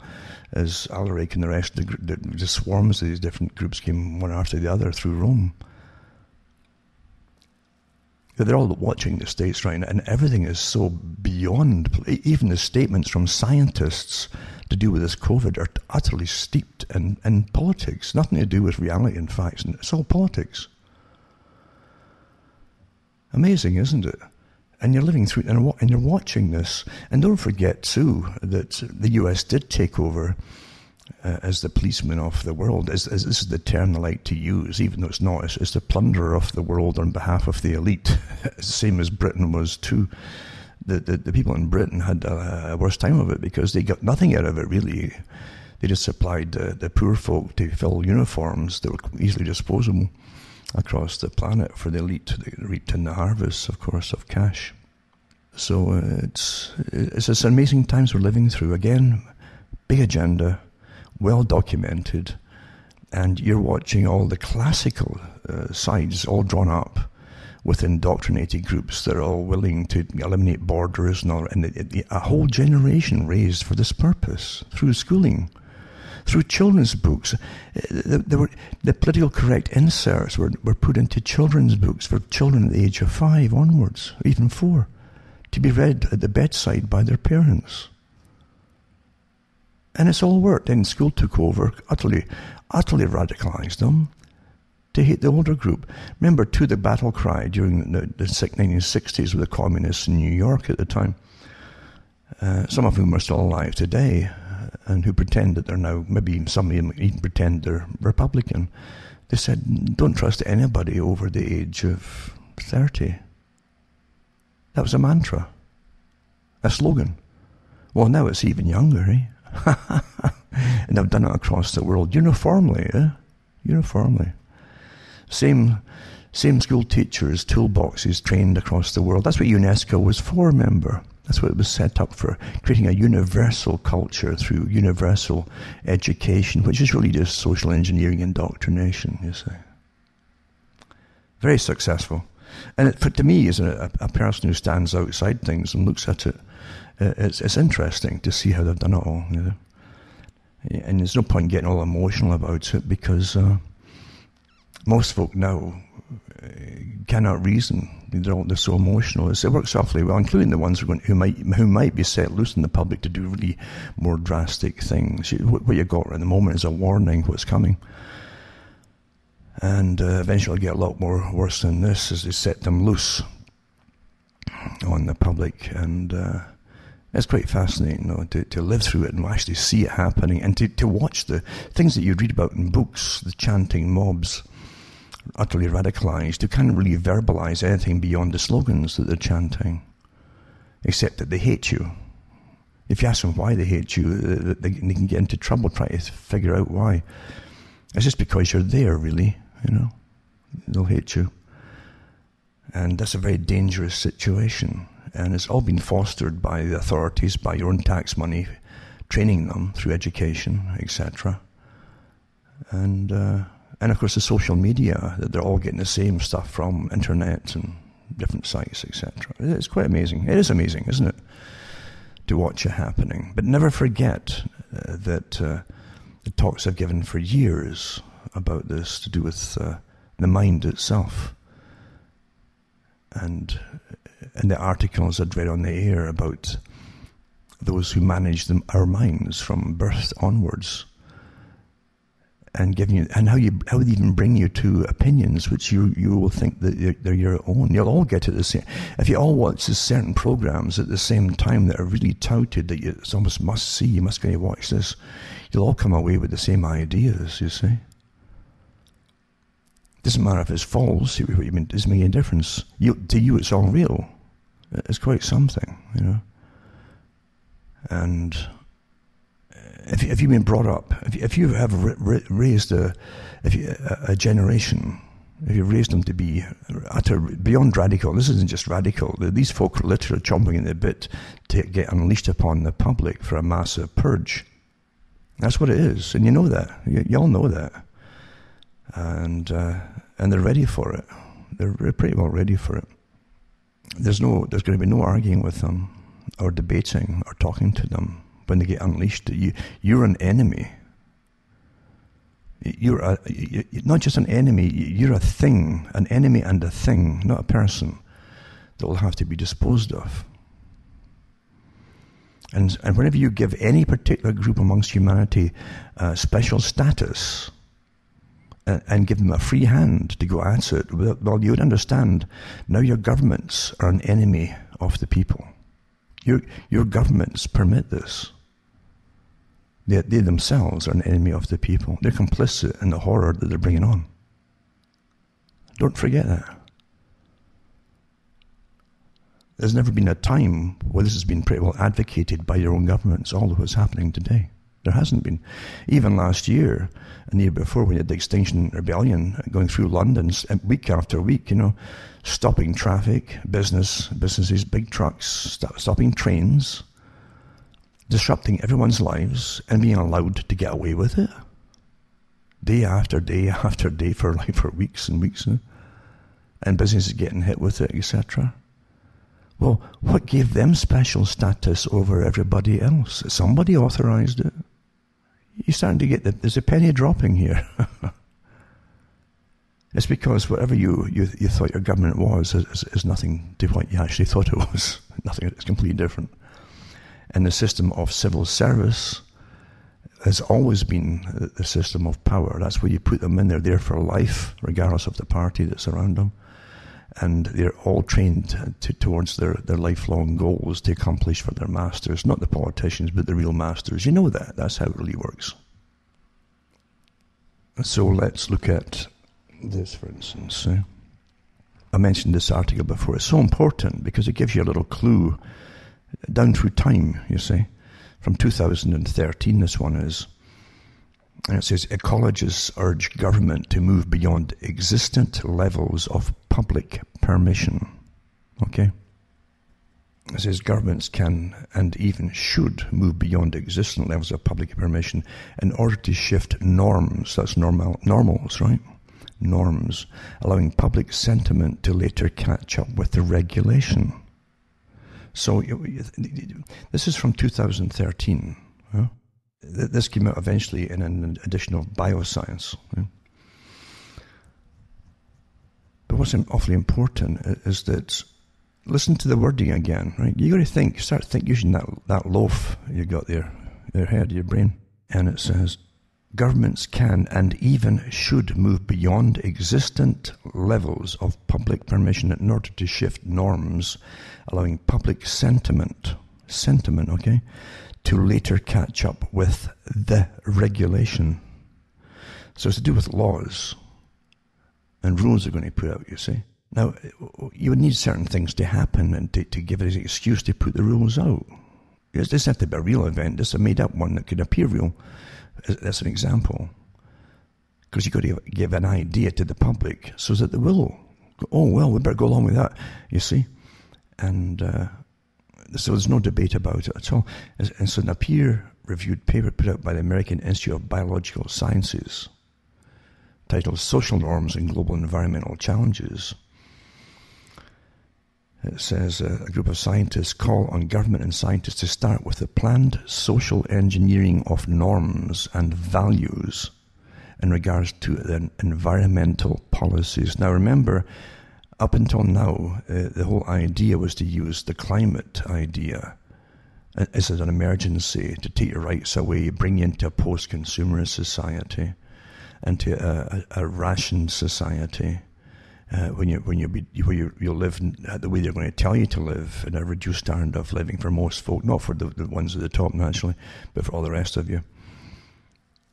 So you need something else. So the whole climate idea, when they came out of the Club of Rome, they were tasked with finding a reason to make it happen, and they came up with that idea. And then everything hinges on it. They can't back down. It's like, as I said before, Colin Powell, literally red-faced. He actually changed. You see his face changing when he was called out on it at the time, trying to convince the public that fuzzy picture was actually some missile launching mechanism in Iraq, and it wasn't. Even though, and it came out during that interview that Britain had admitted that they'd sold a transport trailer for the weather balloon systems for Iraq. That's what that was. They said that's what that was. And here's Colin Powell trying to tell you it was a rocket rig, missile rig. And he flustered in the whole bit. He still stuck to it. Oh, well, you know, so everybody was laughing at him. And that's how they are. When they've sworn to something, they will not back off. They can't back off. They'll get kicked out of the club. And they have sworn. They have sworn to go along with the biggest lies you can possibly imagine. And that's just the same here today with all of this stuff, by the way. So the idea, to get the whole climate idea, was already taught through the schools, right? But it says that the idea these new norms must work their way into existing norms to finally environmental policies, so the environmental policies will be accepted without reserve, right?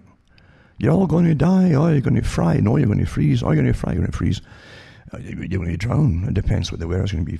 But regardless of what they picked for that time, you all better go along with it because you're all going to die. No matter what it is, you're going to die of that, or you're going to die of a disease, or you're going to die of, but you're going to die, you see. That's the main thing about taking folks' rights away down through time is if you don't do what we say, you're all going to die. Standard stuff. Standard. Some of the founding fathers in America said pretty well the same stuff. All your rights are taken away with the guise of good intentions for necessity, you see. And they've got these bioethicists working with them to do with managing society. You've got experts getting churned out of university and courses and who really do it. It's just basically social engineering, how to con the public. The same kind of techniques that Bernays talked about when he talked about the decisions and your behaviour is managed by an invisible government, the ones that understand how your mind works.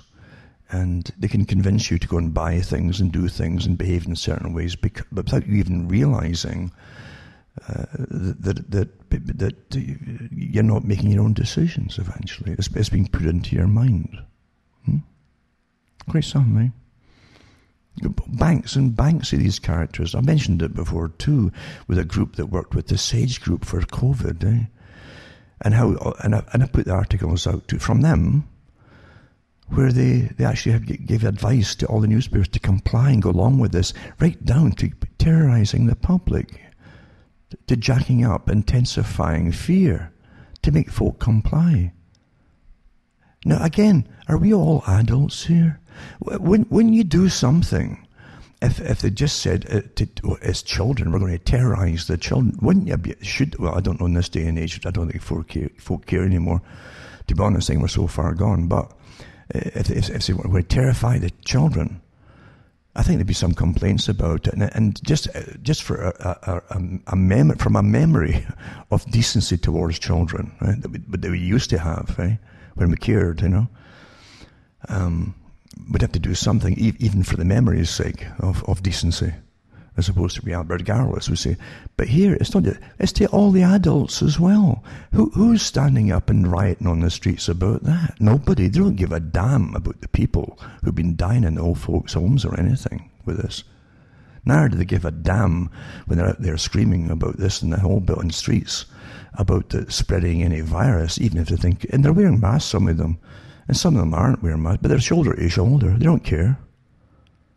Are you going to comply with folk who don't care about everybody else? Really? Aye. But yeah, so American Institute of Biological Sciences, there you go, biological sciences, all to do with bioethics too, and the Rockefellers are really up there. I've given out the articles before from the Rockefeller Foundation, from their bioethics societies, working with our legal systems for laws. All the new, like bucketfuls of laws are going to just dump on us all from these unelected people. Well, we've got degrees in managing all of you scum. Obey. Right? This is an old article, 2013. This has been happening for years, this kind of stuff. Right?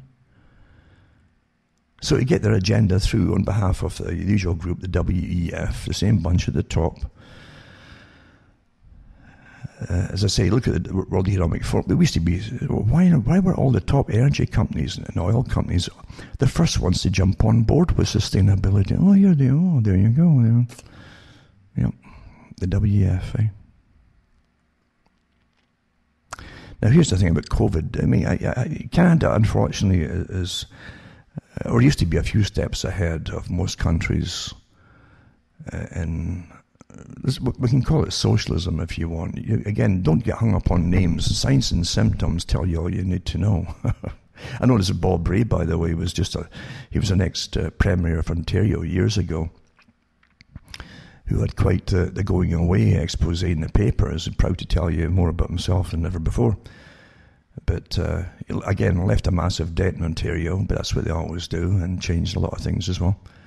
He was doing the same things as Justin Trudeau. You see, years before, back in the 90s he was, on hiring. So abilities didn't really matter so much, and so on, yada, yada, yada.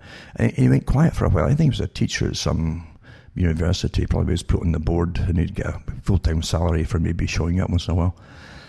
But he's just been appointed for Canada's ambassador to the United Nations. Very timely, isn't it? And so again, a complete socialist type. His dad was actually a communist revolutionary that came over. I won't go into the whole history of it, but yeah, this is quite interesting when you go into his background. But anyway,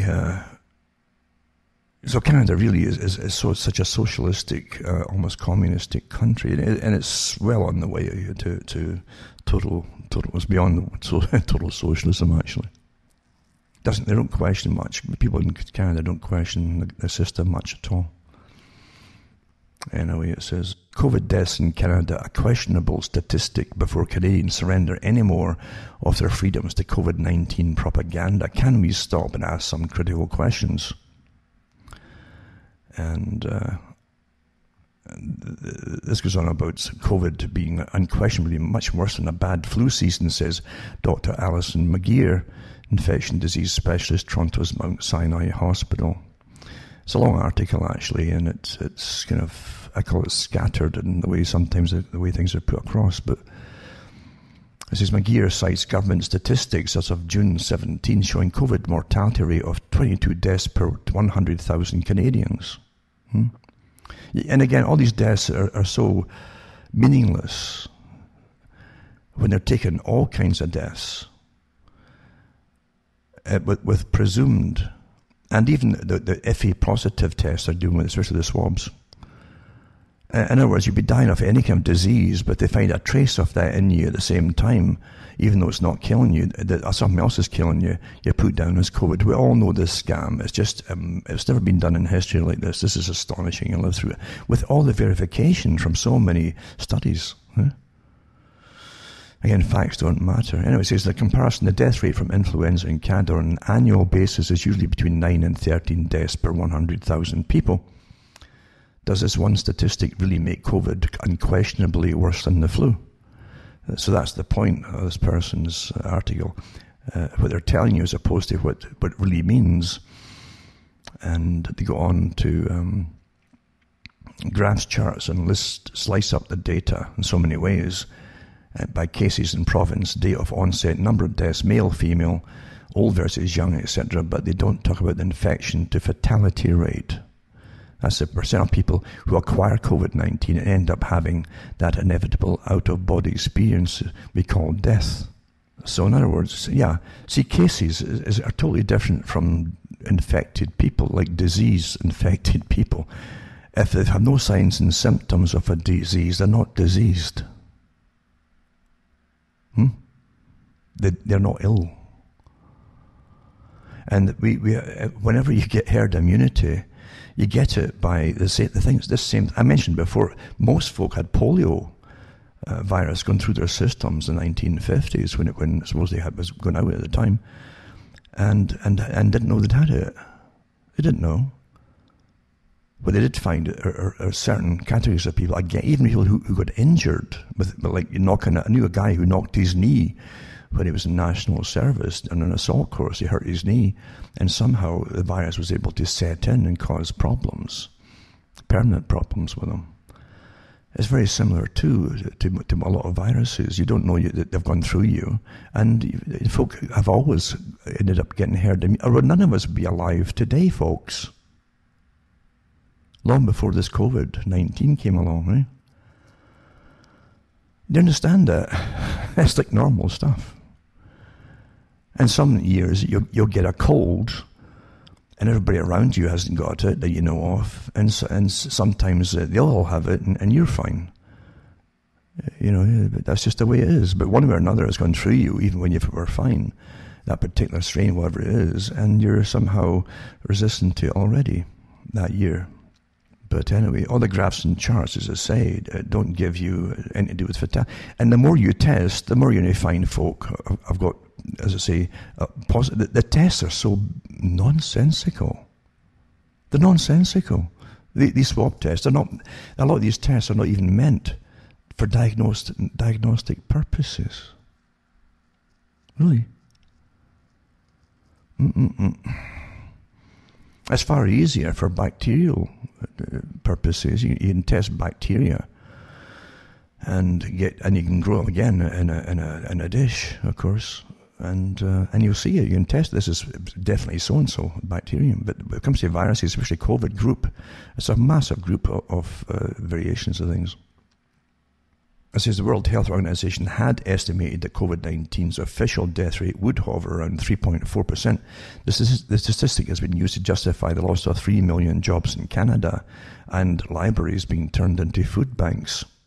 You should be lucky you got food, because eventually, come the winter and in next year, you'll be lucky to get food at all, I think. And that is the plan. It says, well, I decided to calculate the infection fatality rate for the entire country as well as each individual province and territory using the official data from the Public Health Agency of Canada as of June 23rd, 2020, 6 days after McGear's calculations.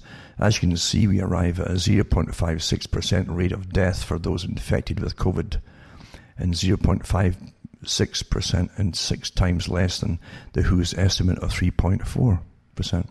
Notwithstanding a 0.56% infection to fatality rate, as Dr. Greer said, would be unquestionably much worse than a bad flu season, around 5 times as worse than as a mild flu season. But wait, more questions and so on. It says, in the above table, take a look at the infection to fatality column. You can see that a person infected with COVID is twice as likely to die if they live in Ontario, which is 0.62%, or Quebec, 0.65%, versus somebody living in Nova Scotia on the East Coast, 0.32%. And Canucks are twice as likely to die in Nova Scotia rather than Alberta. Alberta's got 0.16%. Indeed, if you estimate Quebec and Ontario from the equation, if you eliminate them from the equation, we arrive at dramatically different results: an infection fatality rate of 0.17% and only 3 deaths per 100,000 amongst the remaining 61% of Canadians. Is COVID-19 then more dangerous than the flu? It doesn't seem so if you live outside of Ontario and Quebec. It's true. So anyway, they go back and forth to justify this reasoning, etc. But you got even different provinces, even in the U.S. states, some of them have different methods and percentages to do with the actual tests that they're doing. It's not like a switch going on and off, you're positive or negative. There's a whole range it goes up to, even in different countries, of how many hours this particular test has been studied. So many hours with the virus on so-and-so, that's how they really do it. Right? There's a whole bunch of procedures they go through, and they've got different rates of it. If it's only studied for maybe 36 hours in one state, maybe another state will do up to 30.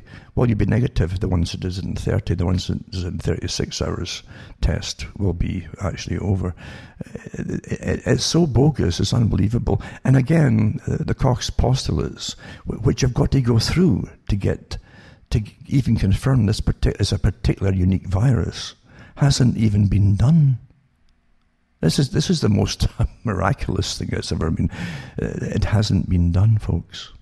Huh? To make sure this is a definite, distinct virus. None of it's been done. This criteria must fulfill step by step by step before you can say this is a definite new virus.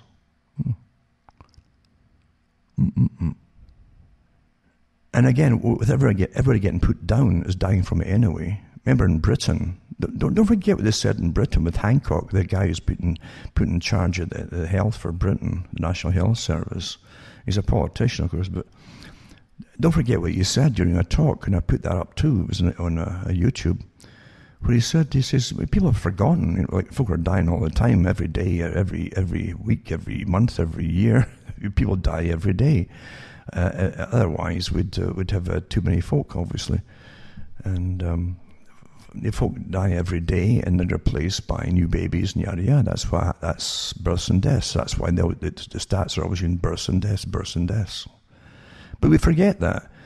We've also already been conned into, no one died before COVID came along. Did you know that folk are dying of COVID? And they put everybody who dies down as COVID. And that's a fact probable. Did he sneeze? Yeah, he sneezed twice before he croaked. Oh, it's COVID then, right? And never mind the scams that they get for putting them down and diagnosing them as COVID. The hospitals get more money, and if they use a ventilator, even more money again. But back to the point here, probables as well. There's hardly a symptom that they haven't stuck into this COVID thing. If you got a runny nose, it could be COVID. If you got a congested nasal passages, it could be COVID. There's nothing that they haven't missed. In the middle of hay fever season, eh? So they put all these folk down as COVID deaths. And Hancock says, he says, people forget, 10,000 people, and this is in Britain or England, 10,000 people die every month here, he says. What, shouldn't that shock you? I mean, you didn't know that, did you? 10,000 die normally anyway. Well, since they're putting so many of them down as COVID, then they keep jacking up the figures. Because now, along with the whole climate idea of catastrophe and we're all going to die, you've got COVID there, oh, you're all going to die, give up all your rights and we'll manage you. And we've got to bring in a new system, a complete global reset, they said. And we're using COVID now as the excuse. Yep. You're looking at horror, and folks should definitely be put in the dock for this. It's a pity it'll never happen because the elite run the system. That'll never happen. But like some fantasy Hollywood movie to get some kind of justice, it'd be kind of nice, wouldn't it? But it's in fantasy again. Never happen. Quite something. It says here anyway that a probable cause, they put them down as probable case of COVID, seems to leave much to question. Can one be added to the COVID list if they suffer an onset or exacerbation of chronic cough, coupled by participating in a mass gathering identified as a source of exposure? A Canadian can also be branded as COVID case if he or she has a fever over 38 degrees Celsius and close contact with a confirmed case of COVID-19. When it comes to close contact, how close are we talking about? Not all that close. It seems a single laboratory confirmed case of COVID-19 in a long-term care home in a resident or staff member would trigger an outbreak and would be declared, says the Ontario Ministry of Health, COVID-19 outbreak guidance for long-term care homes. In other words, if the maintenance man at a seniors home of 800 residents tests positive for COVID, all 800 residents would now meet the close contact qualifier. Ontario's health case definition, novel coronavirus 19, confirms this. Just a runny nose and being a patient in the same ward or facility during a nosocomial outbreak of COVID-19 will add grandma to the COVID case count. The facility could include long-term care homes where most of the deaths have occurred. And that's another thing too. Most of them have occurred, remember, in these long-term care homes where I'm telling you a lot have been done on the cheap, especially with the staff, etc. And plus they're terrified. The stories that came out of some of them, the ones in Montreal, where literally some of the homes were deserted. The staff had fled in utter panic and fear. And the folk were lying in their own waste, etc., something like that. Just horrible. Horrible stuff. So it says that unless you only need one confirmed case of COVID and all the residents in that nursing home become probable cases as soon as they show any of the broad list of COVID symptoms. And by, it's really broad, believe you me. As one of those COVID red flags include a decrease in blood pressure. So even that, you understand, if you're one of the probables, because one person went through the nursing home, your blood pressure just dropped a little there, so you probably got COVID. So put them all down, COVID, right? A common occurrence amongst the elderly using blood pressure lowering medication. Yeah. So someone can be totally free of COVID but still be included in the total COVID cases. But of course, if they do die, it would not be assumed that COVID was the cause of death, or would it? What kind of proof is required to verify a COVID patient actually died from COVID? Consider that the Ontario Public Health Daily Epidemiologic Summary clearly states, and the links are here for all these, by the way. Any case marked fatal is included in the deaths data. Deaths are included whether or not COVID-19 was determined to be a contributing or underlying cause of death. That's right there, right? Whether or not, right? Said another way, it doesn't matter whether someone died from cancer, the flu, heart disease, a ventilator, medication, falling down the stairs, a bullet to the head, as long as it was probable that they had COVID. They will be added to the list of the COVID deaths in Canada. Now, I'm also going to put up this article next to it. It's called Legal Challenge to COVID-19 Measures Filed in Ontario Superior Court, July 8th, 2020. By Vaccine Choice Canada, and they're actually putting in a legal challenge to see what happens. You got to applaud the people who do these things. And I remember the same thing happened with a group, a very dedicated group, who had all their facts right, and they challenged the Bank of Canada's chronology that was doing, and eventually, of course, everything ruled against them. They didn't go any further. That's because Canada's more totalitarian and socialist, very much like Australia. It's interesting to look at the Commonwealth countries, ex-Commonwealth, still Commonwealth countries, where they were part of the Dominion. Canada used to be called the Dominion because of the Dominion of England or London. And there's always been a system in place, and which tells you you're under a monarchy. Don't forget, everybody's appointed at the top, any official, anything, to be loyal to the crown. And that you got to understand that there's a different system above it all, above the so-called democracy here. And it doesn't matter if the one below it pretends to be right-wing at times or left-wing at times. It's really all run by a system above them. So you can challenge them all they want in Canada, because Canada is more of a totalitarian system than most countries. Australia is much the same, and that's why Australia is getting locked down so quickly with a very authoritarian system, actually, very authoritarian, and who give the people no choice at all, just to comply or else, and that's it. But I'll put this article up. It's quite good on the different things that they're putting forward, because really the government's negating their duties, supposedly, as you would think it was, in regards to the public, the citizens, given the restriction of access to Parliament, to the courts, medical and educational services. It's true, how many folk can't get medical care during this whole farce? I guess if folk die at home, they can't get any hospital put down as COVID deaths, even though they want other treatments for different things, as that's what's killing them.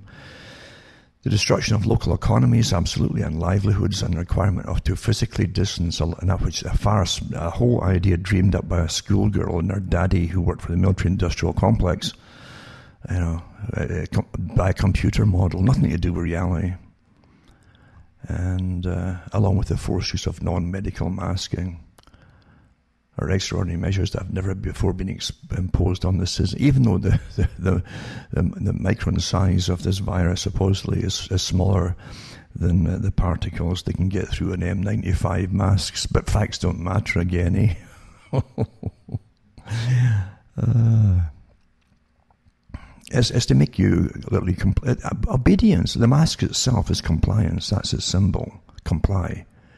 We're all one.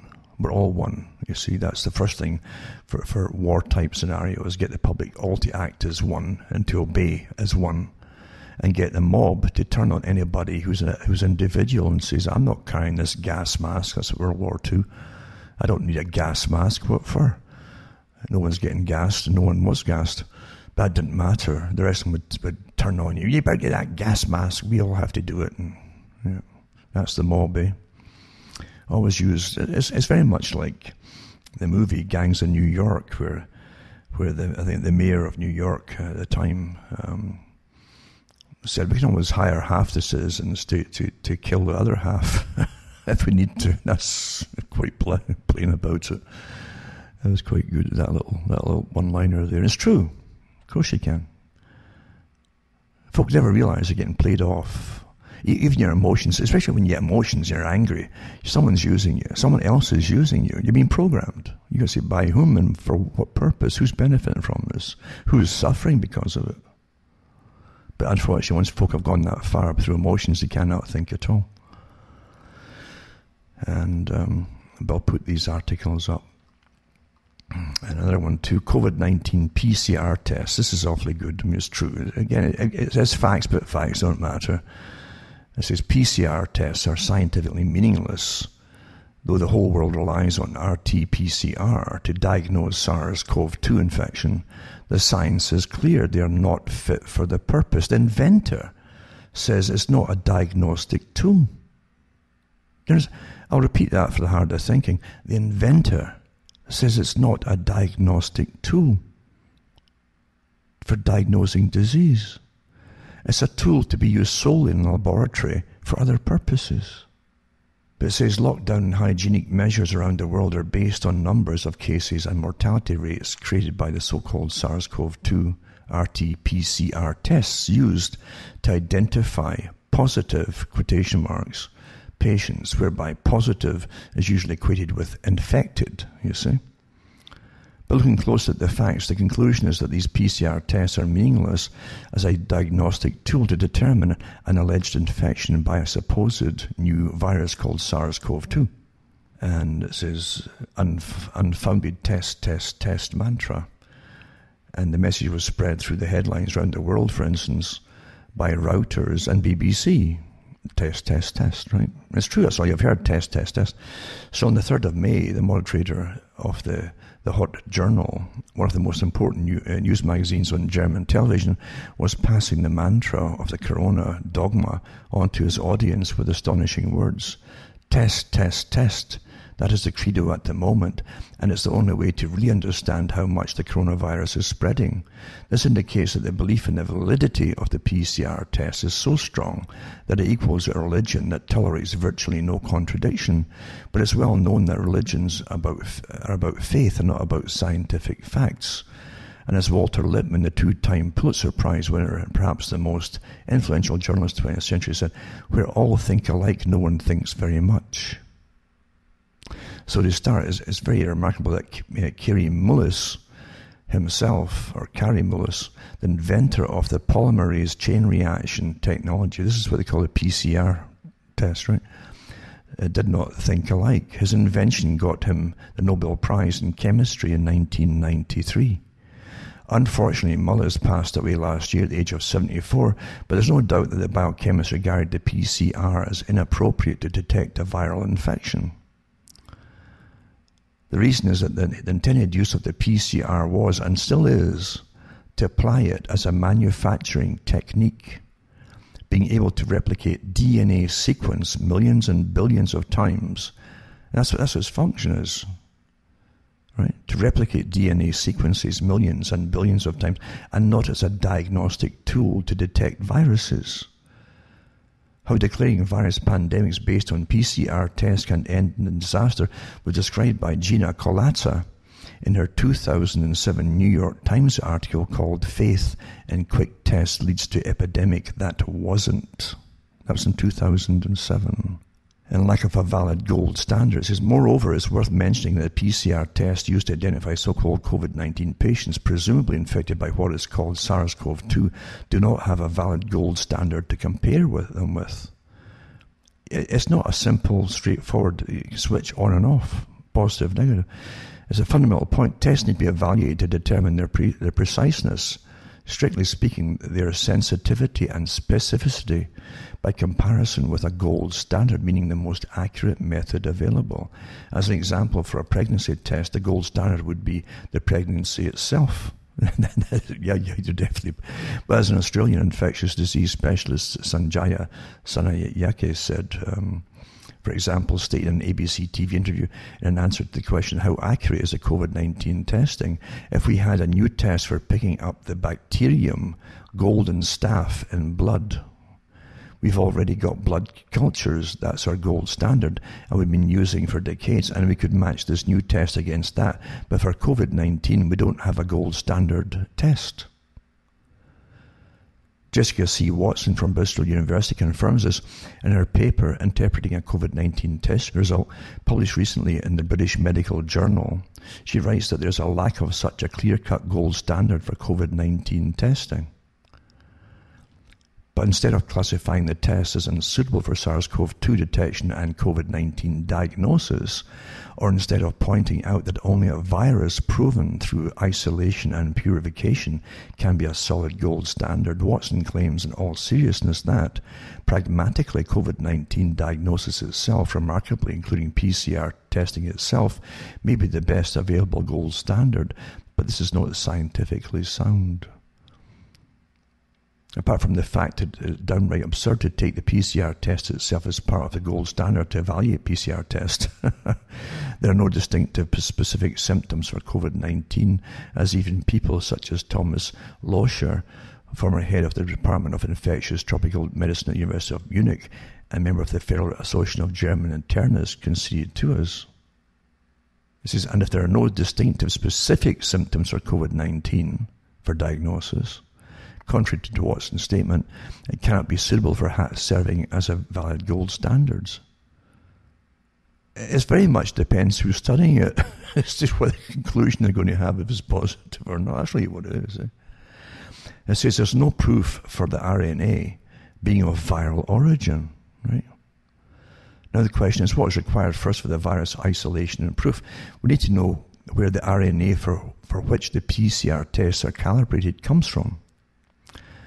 As test books, and they give example White Fenner Medical Virology 1986, page 9, as well as leading viral research such as Luc Montagnier of Dominique Dwyer state, particle purification, that is, the separation of an object from everything else that is not that object. As for instance, Nobel laureate Marie Curie purified 100 milligram, or if it's milligram I guess is, of radium chloride in 1898 by extracting it from tons of pitchblende as an essential prerequisite for proving the existence of a virus, and thus to prove that the RNA from the particle in question comes from a new virus.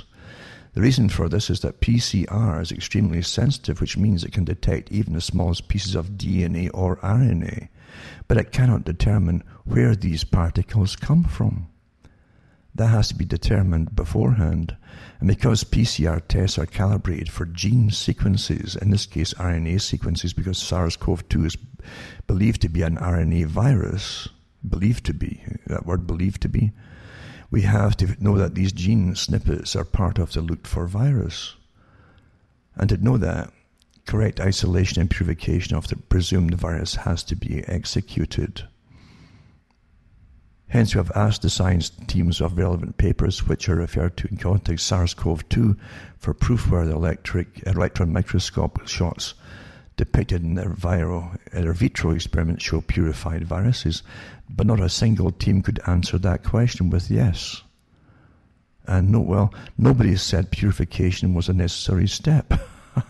One of the answers like, no, we did not obtain an electron micrograph showing the degree of purification. We asked several study officers, do your electron micrographs show the purified virus? They gave the following responses, and they gave you answers to names and so on.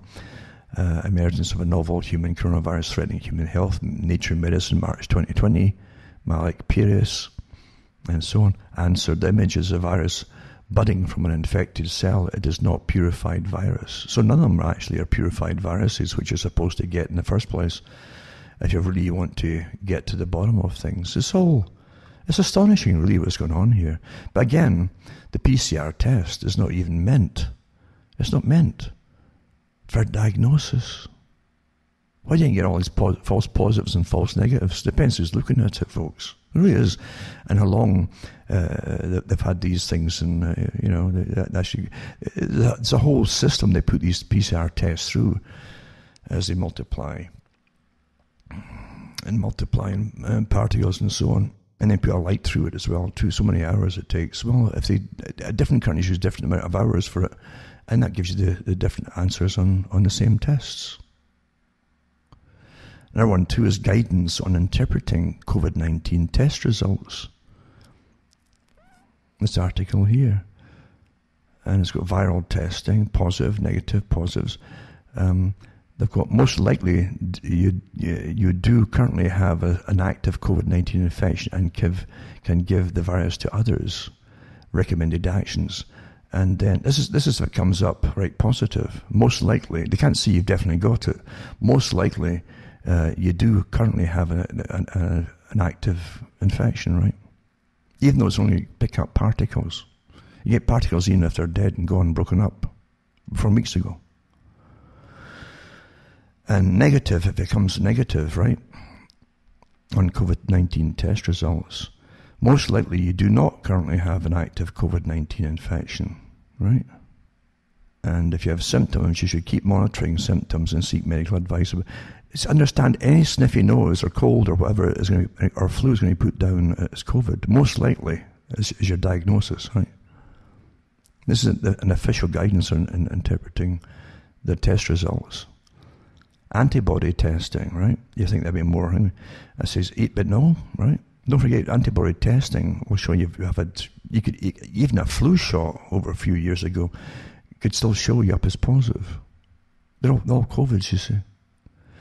So antibody testing positive, it comes up positive, right? A blood test. You likely have had a COVID-19 infection. Well, how can they actually say COVID-19 one when I've never purified it from anything else to even get a base thing to start with? So you may be protected from reinfection and have immunity, but this cannot be said with certainty. Scientists are conducting studies now to provide more information, right? So even though you're positive, right, and you'll probably have immunity, they can't guarantee for certain that this is all true.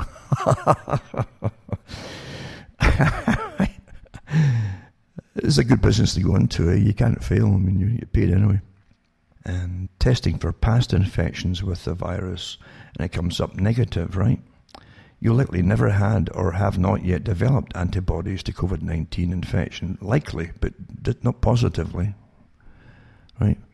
It says you could still get COVID-19. Take steps to protect yourself and others. Well, what are you going to do? Go to a different planet and breathe a different atmosphere. And then viral positive, right? Antibody positive. So viral positive. Most likely you do currently have an active COVID-19 infection and can give the virus to others. Remember what they said before too. This is for folk who won't even have symptoms, remember? And the WHO came out and said it's very unlikely that folk who have no symptoms can pass on to other people. Remember that she came out and said, remember? But here it says, most likely you do currently have an active infection and can give the virus to others. Most likely you could, but then you maybe likely couldn't. I mean, I don't know. And viral positive and antibody negative, right? Most likely you do currently have an active COVID-19 infection and can give the virus to others. Because you haven't developed an antibody yet, so they're saying here, right? If you got both antibody and viral testing, so you're viral negative and antibody positive. So this is a good one, eh? There's no sign of a virus. Okay. So you're likely again. I like this. Science is so precise, you know.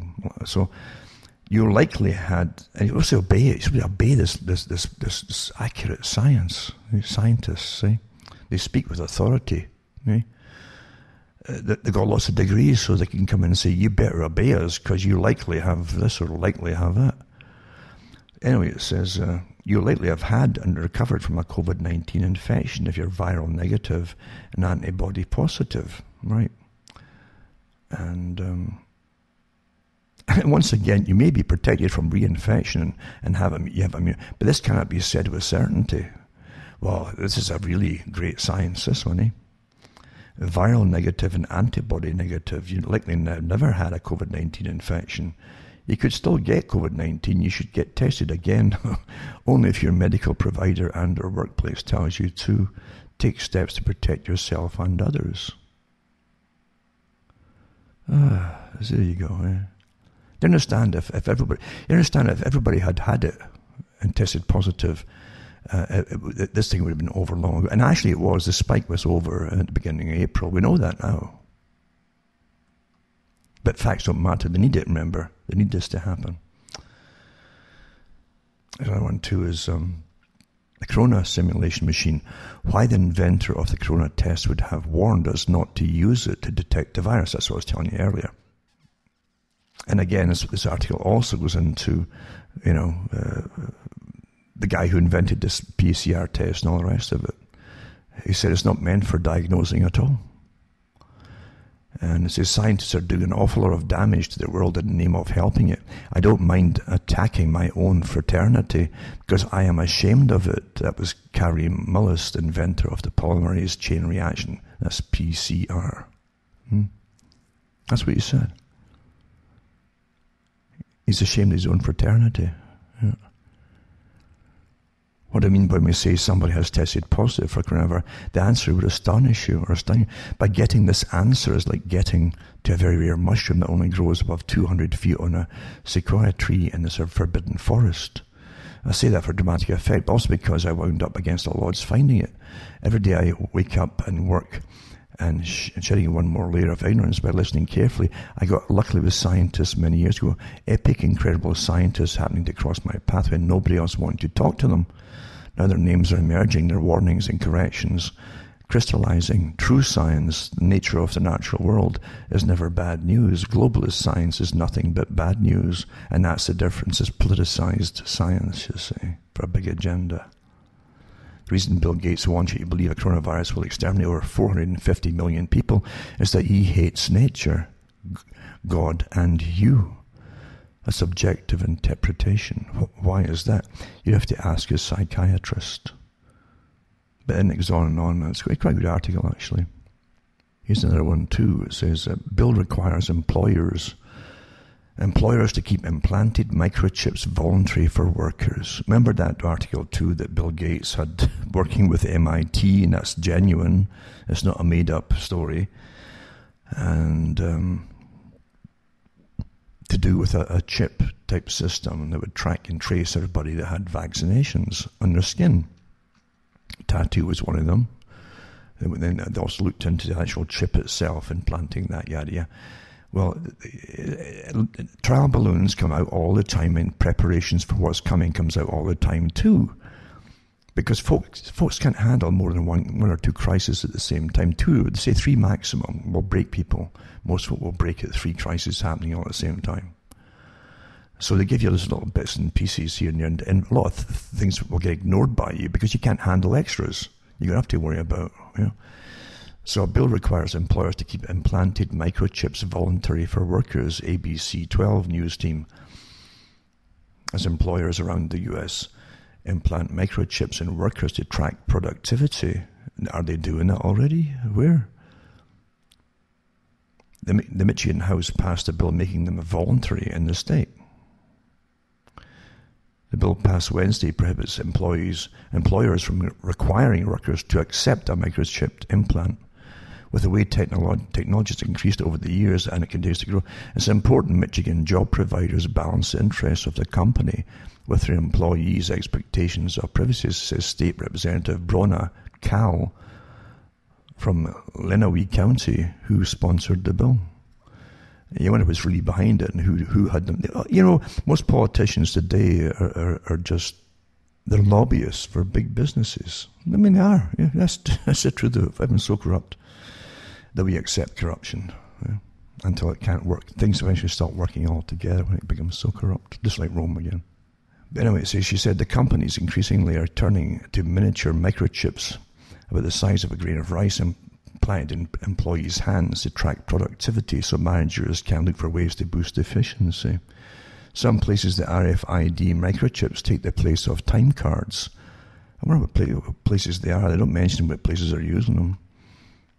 ID badges and security clearance devices. Some can be equipped with credit card technology to complete financial transactions. I've had this out for years, this stuff.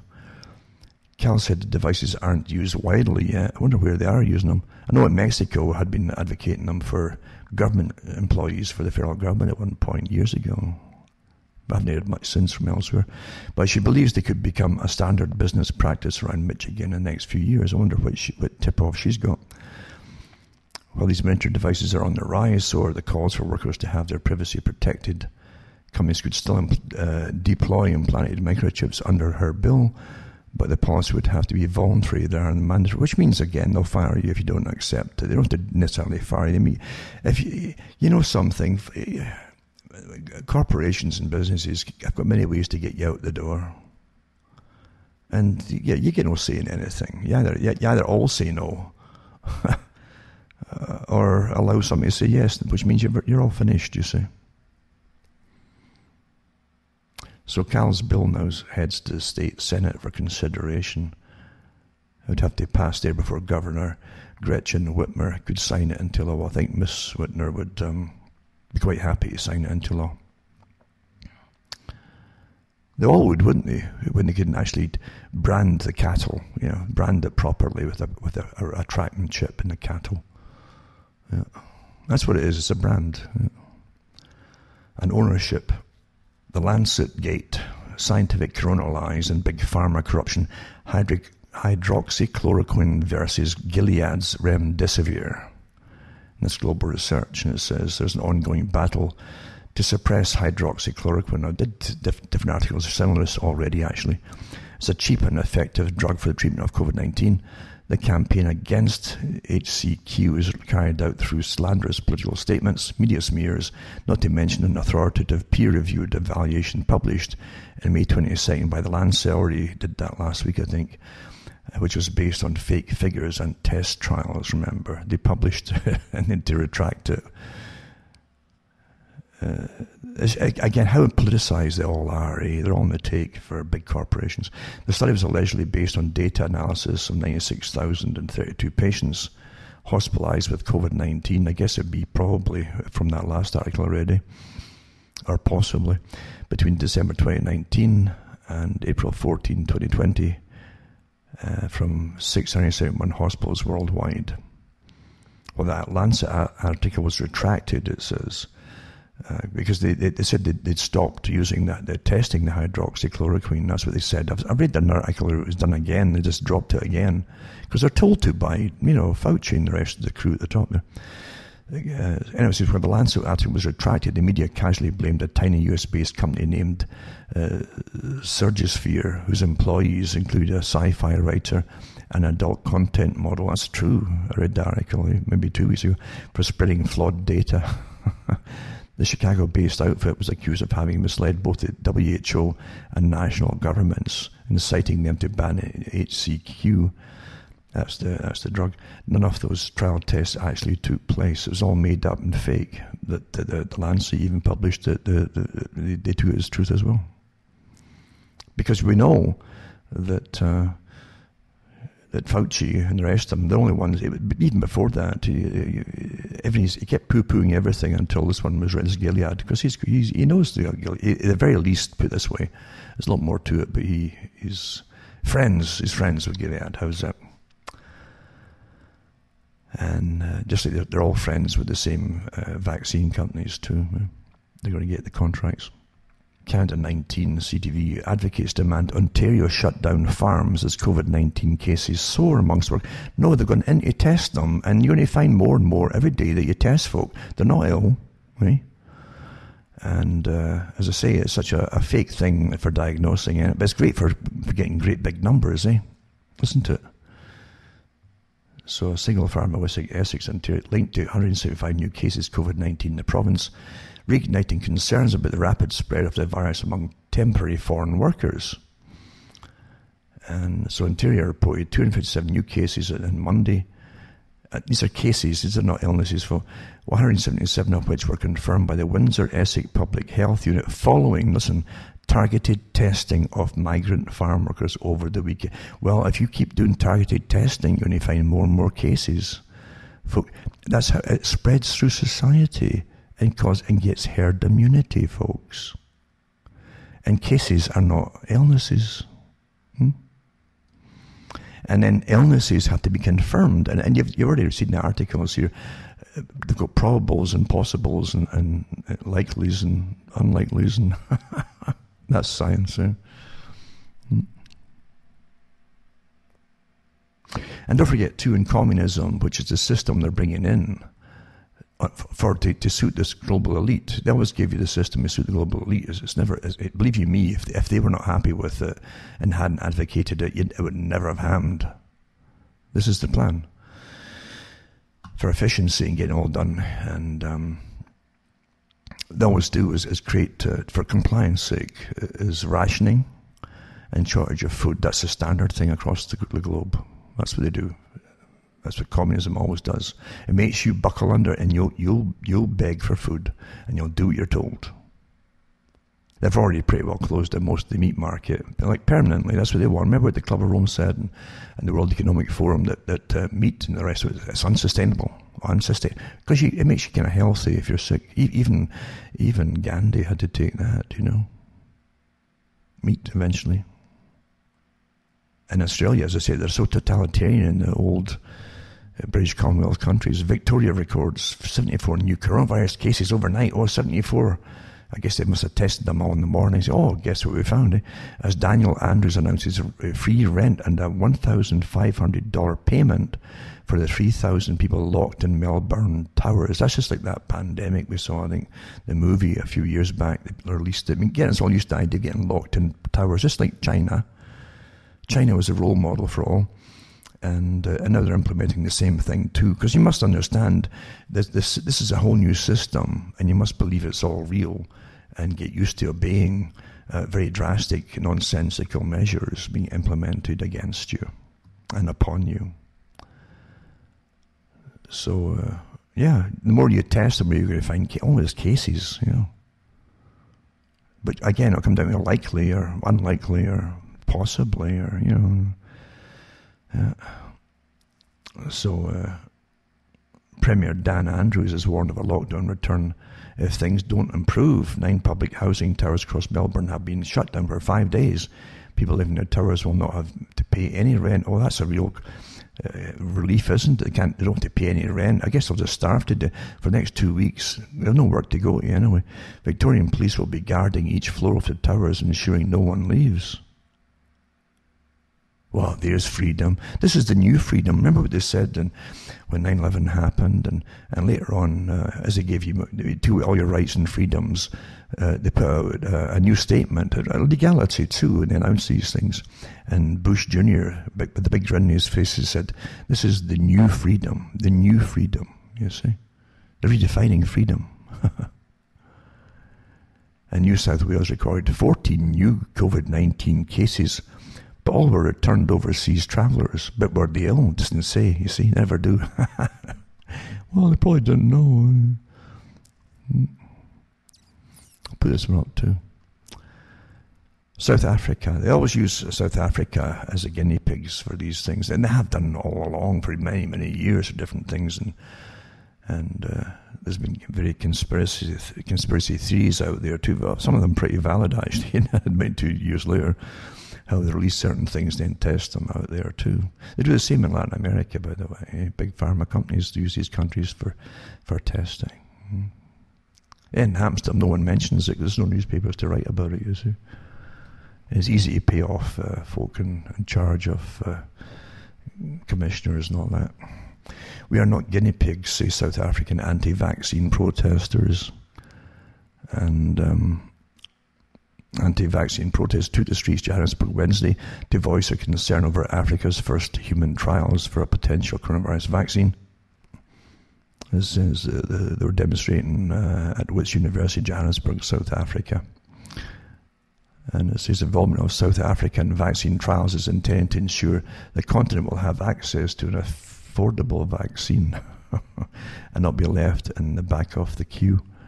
They always say things like that. You don't get left behind. You might be at the bottom of the list, But if you help us out here, we'll get to you quicker. Maybe cheaper too. About 50 people helped protest at the university at the Witwatersrand in Johannesburg, saying they did not want Africans to be used as guinea pigs. And says, I'm not happy at all. I mean, this feels like the 1980s all over again when the AIDS pandemic just broke out in South Africa.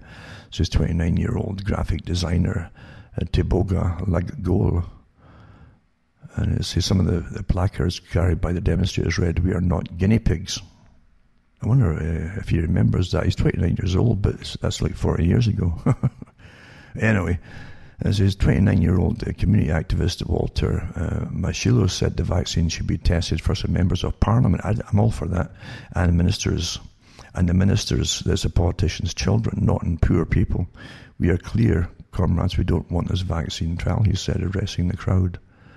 South Africa has the highest rate of infections in the continent, with confirmed cases of over 150,000 and more than 2,600 deaths. Now, confirmed cases again, right? Was that what killed them, or is that not? Or were these folk dying anyway? As I say, don't forget that just England alone, 10,000 folk a month die.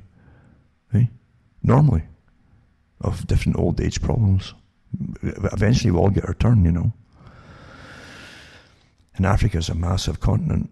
So there you go, 150,000 and more than 2,600. But yeah, 2,600 deaths from what? And confirmed were they ill or not. Traditional healers are also fighting for their medicine to be used against the virus instead of a vaccine.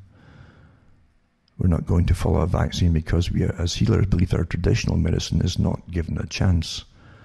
Silwani Mokatsi, 32-year-old compliance officer who's also part of the Traditional Healers Organization. So anyway, I'll put this one up, and well, they're quite right. At least, you know, at least they're saying something normal, like we're not guinea pigs. These are trial vaccines, folks. What was it again? The folk literally who've got premature Alzheimer's, think about it. You know, again, I said tonight again, the same thing. Bill Gates, what was it he said? 700,000 folk, 700,000 will die from the vaccine in the world, that is, you know, across the world, from the vaccine. And that was acceptable. Well, here's normal folk doing normal things. We're not guinea pigs. They don't want it. Now, here's the thing, too. As I said, a gang here, especially in the States, rather evident in the States, but the same thing in England, too, in Oxford and different places like that. You find the same clique size. Some of them even in Oxford, I think, even worked over in the Wuhan lab at one point. And they'll get patents on things, too. You know. The National Institute of Health, right? National Institute of Health in the States owns half of Moderna vaccine. Robert F. Kennedy Jr. And it says that in addition, 4 National Institute of Health scientists have filed their own provisional patent application as co-inventors, right, of the vaccine. Little-known NIH regulations let agency scientists collect up to $150,000 annually in royalties from vaccines upon which they worked. These rules are recipes for regulatory corruption. The NIH stake in the jab may explain why Anthony Fauci moved from Moderna's vaccine to the front of the line. He moved it to the front. He's the one who decides who's going to get the contract. So just coincidence, though, he picked that one. To let Moderna skip around animal trials, despite the experimental technology and the inherent dangers of coronavirus vaccines. Every prior coronavirus vaccine has proven problematic and can be lethal to animals due to COVID's unique penchant for pathogenic priming. In other words, they give it to you, then you hit a virus, and your body then overreacts to it and it kills you. So death occurs only after a vaccinated animal encounters the wild virus. It doesn't even have to be that particular virus that they were given the vaccine against, right? But it doesn't have to be that one. It can be one of a strain, different, even quite different, but it'll still react, and down you go. Public health advocates and scientists criticize Fauci's decision to skip around trials as reckless. It may also explain why Anthony Fauci arranged a $483 million grant to Moderna from a sister NIH agency, BARDA, despite the fact that Moderna has never brought a product to market or gotten approval. Fauci publicly announced he was encouraged by Moderna's catastrophic phase 1 clinical trials, despite the fact that groups of super healthy volunteers had grade 3 severe or medically significant reactions following vaccination. Some had to go to hospital. Fauci's infusion, good name, made Moderna CEO Steve Bancel and billionaire and further enriched Fauci's mentor and co-investor, Bill Gates. May also explain why Fauci publicly announced he was encouraged by Moderna's catastrophic phase 1 trial, despite the fact that 20% of the high dose and 60% of the low dose groups of super healthy volunteers had grade 3 severe or medically significant reactions following vaccination. Well, they can stuff that where the sun don't shine, Mr. Fauci. Those results would have spelled death on arrival for any other medical product. After getting the abysmal news, Bancel and 4 other Moderna executives immediately dumped more than $89 million in stock, and Fauci was forced to make his optimistic public assessment to save Moderna's plummeting shares from death spiral. Fauci painted lipstick on that lame donkey, and now he's trying to convince everyone it's a thoroughbred. So Moderna and NIH began manufacturing the first of 1 billion doses of the deadly vaccine this month. Deadly vaccine. Fauci knows from experience that no matter how dangerous a vaccine is, the easy part is convincing people to take it. Yeah, because they terrify them. Yeah. Pharma, after all, controls the media. Well, the media is all part of the same system, the same owners, actually. So there you go. That's that one there, eh? Another one, too. This article here is again, you get these fake polls. It's like once again you have to go back to the so-called father of propaganda. He wasn't really the father of marketing, really. Edward Bernays. He understood that people are motivated by subconscious things, even desires, and so on. And you could titillate them by tickling the desires and make them do certain things, or you could terrify them through fear, very primitive parts of the brain, and so on, and to compliance and things. It's all marketing strategies and to persuade folk to comply.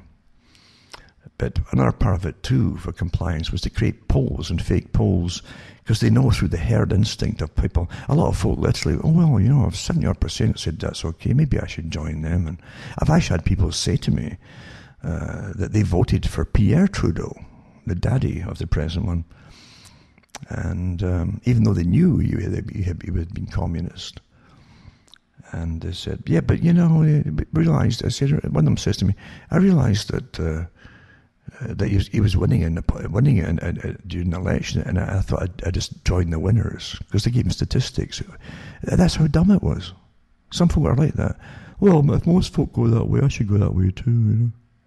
So that's what the polls are for, to convince you. Well, maybe you, because you'd see, I couldn't believe that 72% of Canadians support mandatory coronavirus vaccine. I'd never have thought of that. Well, I'm really surprised. I better jump on the bandwagon and go along with them, eh? Prove it all. Well, that won't happen, because fake news is allowed when it's promoting the noble lie for the noble cause. You understand? That's permitted, you see. So more than 2/3 of Canadians believe a vaccine for COVID-19, the disease caused by the novel coronavirus, is it really, should be mandatory for all. A new poll by Ipsos suggests. Yeah. Well, nobody asked me. Did you know? Did you get asked? I bet you didn't, eh? Tell me. I wonder who they asked, eh? So 41% strongly agreed with the idea, with 32% somewhat agreed, and yada yada yada. So yeah, we should all get mandatory regardless, you see. Naturally we'd all vote for that, wouldn't we? Yeah. I don't think so. Fake polls, eh? And they've had books put out on percentages, how to work out percentages too, and how to use percentages and manipulate and even create percentages through fake techniques to convince the public that your percentage and your outcome for your study is correct. There's actually, you get degrees in it, in fact. And using behavioural science, say, to help fight the coronavirus. I mentioned this before. I thought I'd do it again because most folk don't never remember much. And it was from the SAGE group, right? And also they have a subgroup that they gave the Behavioural Insights team to work on terrifying the public into compliance, see? And this is your money again. You see, your money pays for you to get brainwashed all the time.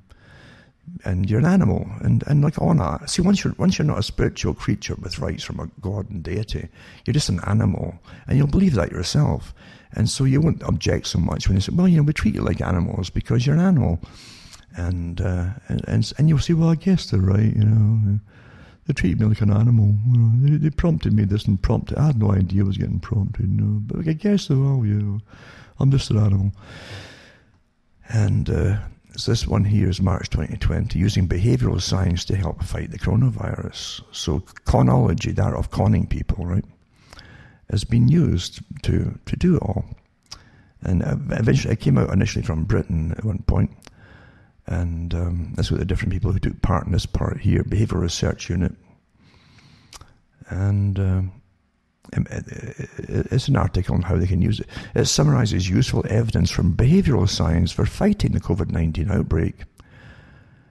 Maybe they put out, see, most folk read this and think, behavioral science to fight COVID.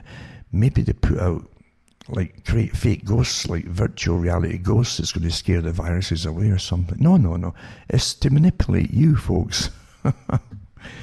It's based on an extensive literature research of relevant behavioral interventions and studies of crisis, how to terrify the public. The findings aim to be useful not only to government and public authorities, but to organizations, workplaces and households. 7 issues are covered. Then they go through the usual hand washing that they've taught you about, right? Until everybody's got their skin peeling off their hands. I read the articles yesterday. Some people were getting poisoned off the types of alcohol used that was coming through their skin. And as it shows that education and information are not enough, you see. Placing hand sanitizer on colourful signage in central locations that is directly beyond doors, canteen entries. What do you mean canteen entrances? Everything's shut.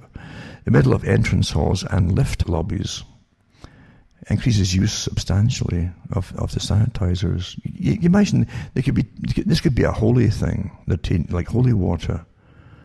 It's the same thing. It's all rituals, you understand. Eh?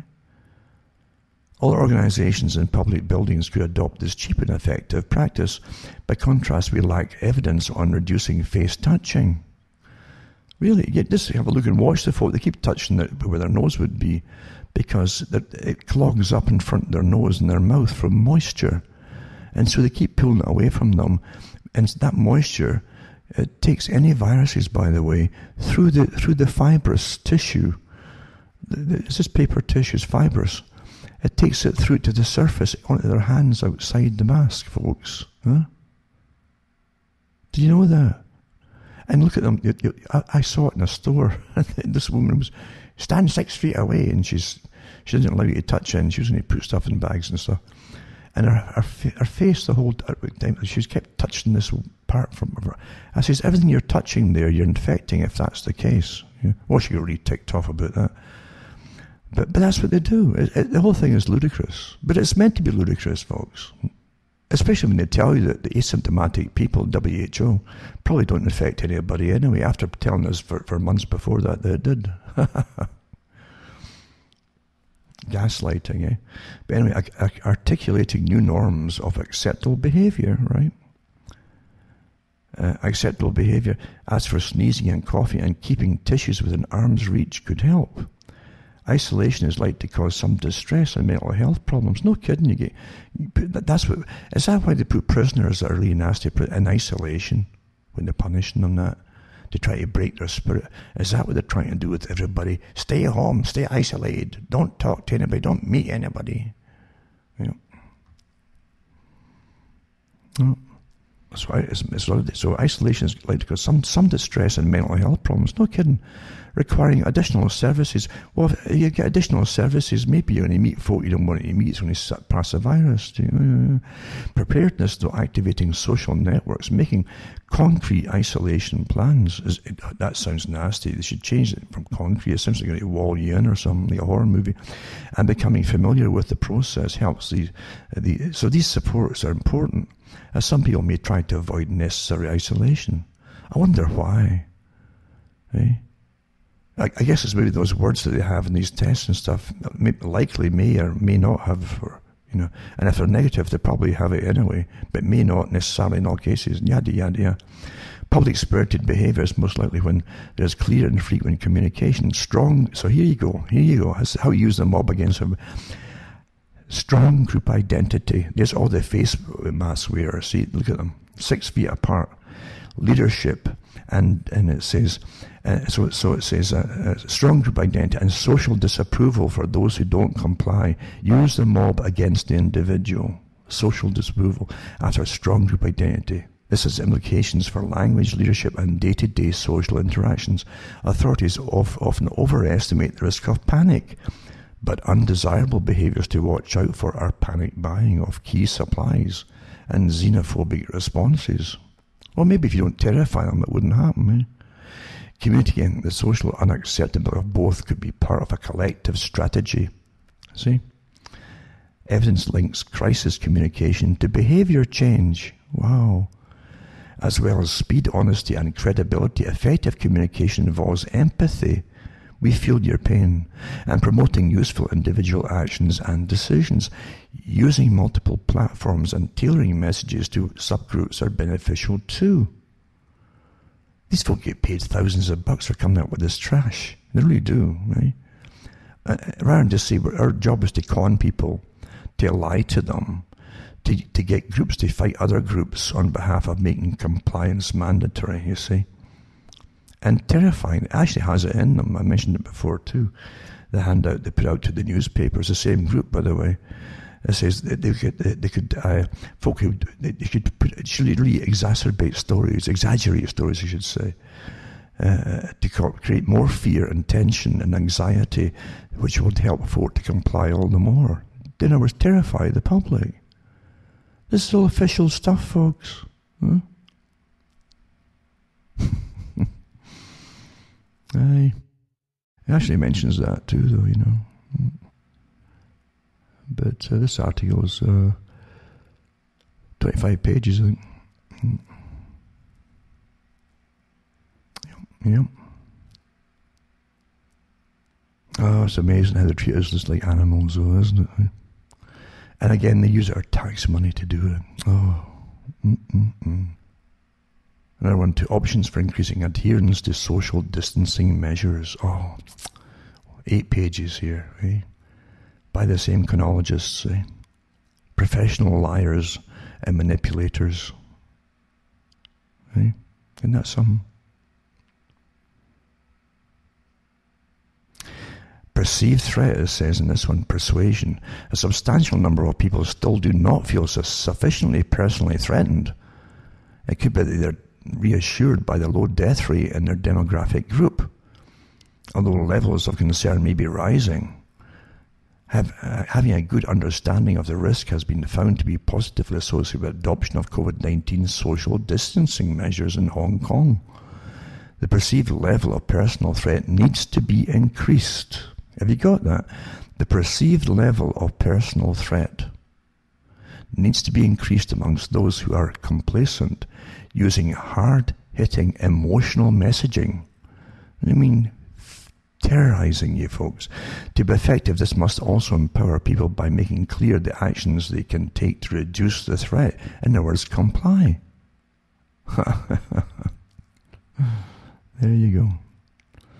And then they go on to about, there seems to be an insufficient understanding of our feeling of responsibility with people's role in transmitting the infection to others. Well, the WHO has given us 2 stories that people without symptoms probably aren't passing on anybody anyway. This may have resulted in part of messaging around the low level of risk to most people. See, you understand they're studying all your text in real time. They've got access to all your data and algorithms and so on, pick up all your stuff through different phrases, words that you use. So they actually call it that, that this may have resulted in part from messaging around the low level. You're messaging to each other of risk to most people and talk of the desirability of building herd immunity. Messaging needs to emphasize and explain the duty to protect others. There you go. Right. And then it says tailoring. Some people would be more persuaded by appeals to play by the rules. We're all children to these evil characters, some by duty to the community and some to personal risks. All these different approaches are needed. The messaging also needs to take account of the realities of different people's lives. Messaging needs to take account of the different motivational levers and circumstances of different people. Then you give it incentivization, social approval and social disapproval, yada, yada, yada. Never mind the fact they can't give you any hard fact and data on their testing methods to even prove if this thing even exists. The facts don't matter. What matters is your compliance to the orders and doing dumb things, like suffocating yourself behind a mask. I'll put these links up, remember, for everybody who's really interested and who's not bored stiff by now, because you understand you're living through incredible history. This is incredible times. And those of you that can live another 10 years and 20 years, no matter where the world will end up by then, I'm sure it won't get any better. And that part I am sure of, because they've told us that. And to austerity, austerity, true austerity, for under necessity, to save us all, you see. Is it not going to be any better, no matter what excuse they give you? It's not pleasant at all. But remember, I'll put up the Scientific Advisory Group for Emergencies. That's the SAGE group, right? And again, the special group that works they were put for underneath them of real high-tech manipulators and the mind, etc. I've done it before, and we'll put it up again tonight, perhaps, for those that can handle it. Rather than you understand, if you have basic, real scientific facts, put them out there and leave it at that. Instead of employing these professional Bernays-type manipulators and mind control to play with our heads and to turn groups against other groups by creating the groups, the compliant ones and the ones who think for themselves, and getting them all clashing. Another one, too, is that I mentioned already, that the woman who wrote the disease that never was because of the test. Well, this is the one that came out from the Times, New York Times. Faith in quick tests leads to epidemic that wasn't. Dr. Brooke Hendren of Dartmouth Hitchcock Medical Center, shown at the left this month, was told last spring that she appeared to have whooping cough, it says here, to give you an example of it. This is back in 2007, remember, right? So, Dr. Brooke Hendren, listen to the story. An internist at Dartmouth Hitchcock Medical Center could not stop coughing.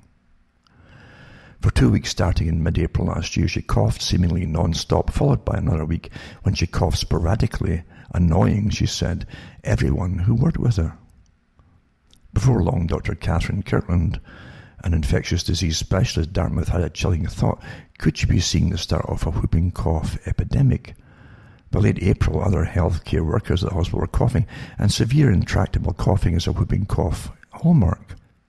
And if it was a whooping cough, the epidemic had to be contained immediately because it could lead to be deadly to babies in the hospital and could lead to pneumonia in the frail and vulnerable adult patients there. It's pretty unmistakable, whooping cough, when you hear that. When you cough until the lung is empty. And then you go, you hear that whooping as you try to inhale the air. It's pretty well unmistakable. Anyway, it says, at the start of a bizarre episode at the medical center, the story of the epidemic that wasn't. For months, nearly everyone involved thought the medical center had had a huge whooping cough outbreak with extensive ramifications. Nearly 1,000 healthcare workers at the hospital in Lebanon, New Hampshire, were given a preliminary test and furloughed from work until the results were in. That's a lot of folk laid off. 142 people, including Dr. Henron, were told they appeared to have the disease, and thousands were given antibiotics and a vaccine for protection. Hospital beds were taken out of commission, including some intensive care. Then about 8 months later, healthcare workers were dumbfounded to receive an email message from the hospital administration informing them that the whole thing was a false alarm. 8 months later, right? Not a single case of whooping cough was confirmed with a definitive test. growing the bacterium. That's definitive, so you can grow the darn thing, right? So the bacterium is the Bordetella pertussis in a laboratory. Instead, it appears that healthcare workers probably were afflicted with ordinary respiratory diseases like the common cold. Now, as they look back on the episode, epidemiologists and infectious disease specialists say the problem was that they placed too much faith in a quick and highly sensitive molecular test that led them astray. Infectious disease experts say such tests are coming into increasing use and may be the only way to get a quick answer in diagnosing diseases like whooping cough, Legionnaire's disease, bird flu, tuberculosis and SARS, and deciding where an epidemic is underway. There are no national data on the pseudo-epidemics caused by an over-reliance on such molecular tests, says Dr. Trish M. Pearl, epidemiologist at Johns Hopkins and past president of the Society of Healthcare Epidemiologists of America. But she said pseudo-epidemics happen all the time. I'll say that again. Pseudo-epidemics happen all the time. The Dartmouth case may have been one of the largest, but it was no means an exception. There was a similar whooping cough scare at Children's Hospital in Boston last fall that involved 36 adults and 2 children. Definitive tests, though, did not find pertussis. It's a problem, we know it's a problem, she said. My guess is that what happened at Dartmouth is going to become more common. Many of the new molecular tests are quick but technically demanding, and each laboratory may do them in its own way. I'll repeat that. Each laboratory may do them in its own way. These tests are called home brews and are not commercially available, but there are no good estimates of their error rates. And their very sensitivity makes false positives likely. And when hundreds or thousands of people are tested, as occurred at Dartmouth, false positives can make it seem like there's an epidemic. I'll say that again for the harder thinking. False positives can make it seem like there is an epidemic. And this article goes on and on. It's a good article, and it just shows you that how can, as a lot of folk were laid off for 8 months it took before they found out that when they had real testing that they couldn't find the bacterium anywhere, or the virus or whatever. They couldn't find the particular agent that was causing it, I should say. And their one too is awfully important. This one too, you see, just like they're saying, "Oh, you've got COVID," hey. Oh, how do you know that? Well, we presume you have. Because you have what? One of the many symptoms. You might be constipated. Maybe you've got diarrhea. Maybe you've got blocked sinuses. Maybe you've got runny noses. Maybe you've got an itchy left cheek instead of an itchy right cheek. I mean, there's nothing they haven't covered in this darn thing, eh? And as I say, Fauci added the last one, and it really is so comical. He waited until the allergy season, the hay fever season started, and said, "Oh, you mean it could be runny noses, Foxy Fauci, eh? NBC doctor who claimed he caught the virus on a plane. This is a guy who worked on, one of these PR doctors for television, I think, who claimed he caught the virus on a plane through his eyeball. This is big news at the time. Oh, I got it from my eyeball, Says he tested negative for the virus and never had it. Dr. Joseph Fair, an infectious disease expert. Sorry. Couldn't help that one. This was an infectious disease expert. Initially believed he caught COVID. He took a flight to New Orleans April 24th and suspects he was infected on board. He told Today that he suspected he was infected through his eyeball. He tweeted that he was in hospital May 13th, released May the 17th. On Tuesday, he said antibody tests were negative, so the virus remains a mystery. But how many folk will got the same kind of results? Eh? If he died, he'd be put down as COVID. So he was left fighting for his life in the hospital, whatever it was, and then tested negative afterwards. Eh? He was severely sickened by something, but it was not COVID-19, and it was an undiagnosed mystery. A myriad of COVID symptoms, he said. That's what he had, he says. Correlated morbidities. I don't know what else he had wrong there. Despite being negative by nasal swab, he said, I was severely ill for 4 weeks of critical condition resulting in pneumonia, diffuse lung injury, and he lost 18 pounds of weight. And it's true with these diseases that you get in the lungs with pneumonia, you'll end up getting scar tissue. And you'll lose lung tissue for sure, permanently. And you'll see you actually see it on the x-rays. And China, because everything's so efficient and cheap there, they can run you through an MRI. That's what they use for it too, to actually see the lungs. And so they don't just put it down to testing. They actually do a visual. They can see it. Say, well, yeah, you've definitely got pneumonia. At least you definitely got that, right? It's much more definitive. Anyway, he said he would now have a second antibody test to confirm the results and work with other specialists to find out the source of his infection. His doctor ordered another antibody test from a different manufacturer to confirm the negative results. I guess you keep just, if you at that level, you can afford all kinds of different companies' tests, and then you'll pick the best test that you want, maybe 2 out of 5 or whatever. Say this, and whatever suits you, depends on how you feel that day. But anyway, he said here that he has worked in the Democratic Republic of Congo, tropical diseases, and path forward is a second and A/B test, follow up with pulmonologists and tropical medicine specialists in effort to diagnose what made me so ill. He says he believes he can contract an illness in a plane on New Orleans April 24th. He took all possible precautions, wearing masks and gloves, wiping down the area surrounding him on the plane, but passengers were packed in like sardines.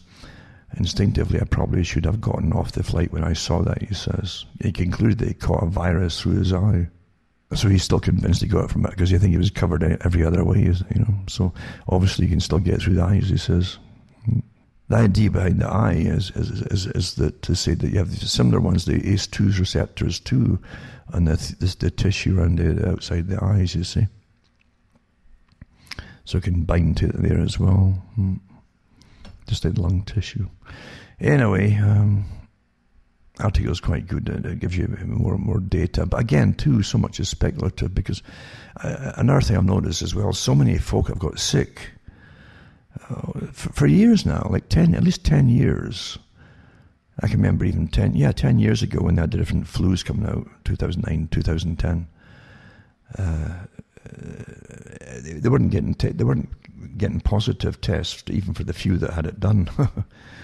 Everybody else got eventually lumped in as having swine flu or whatever. That's what they're told to do, is put them all down as swine flu, even though there was no definitive testing for it. And that's what was ordered in Canada at the time. I remember that. I did the shows on it at the time.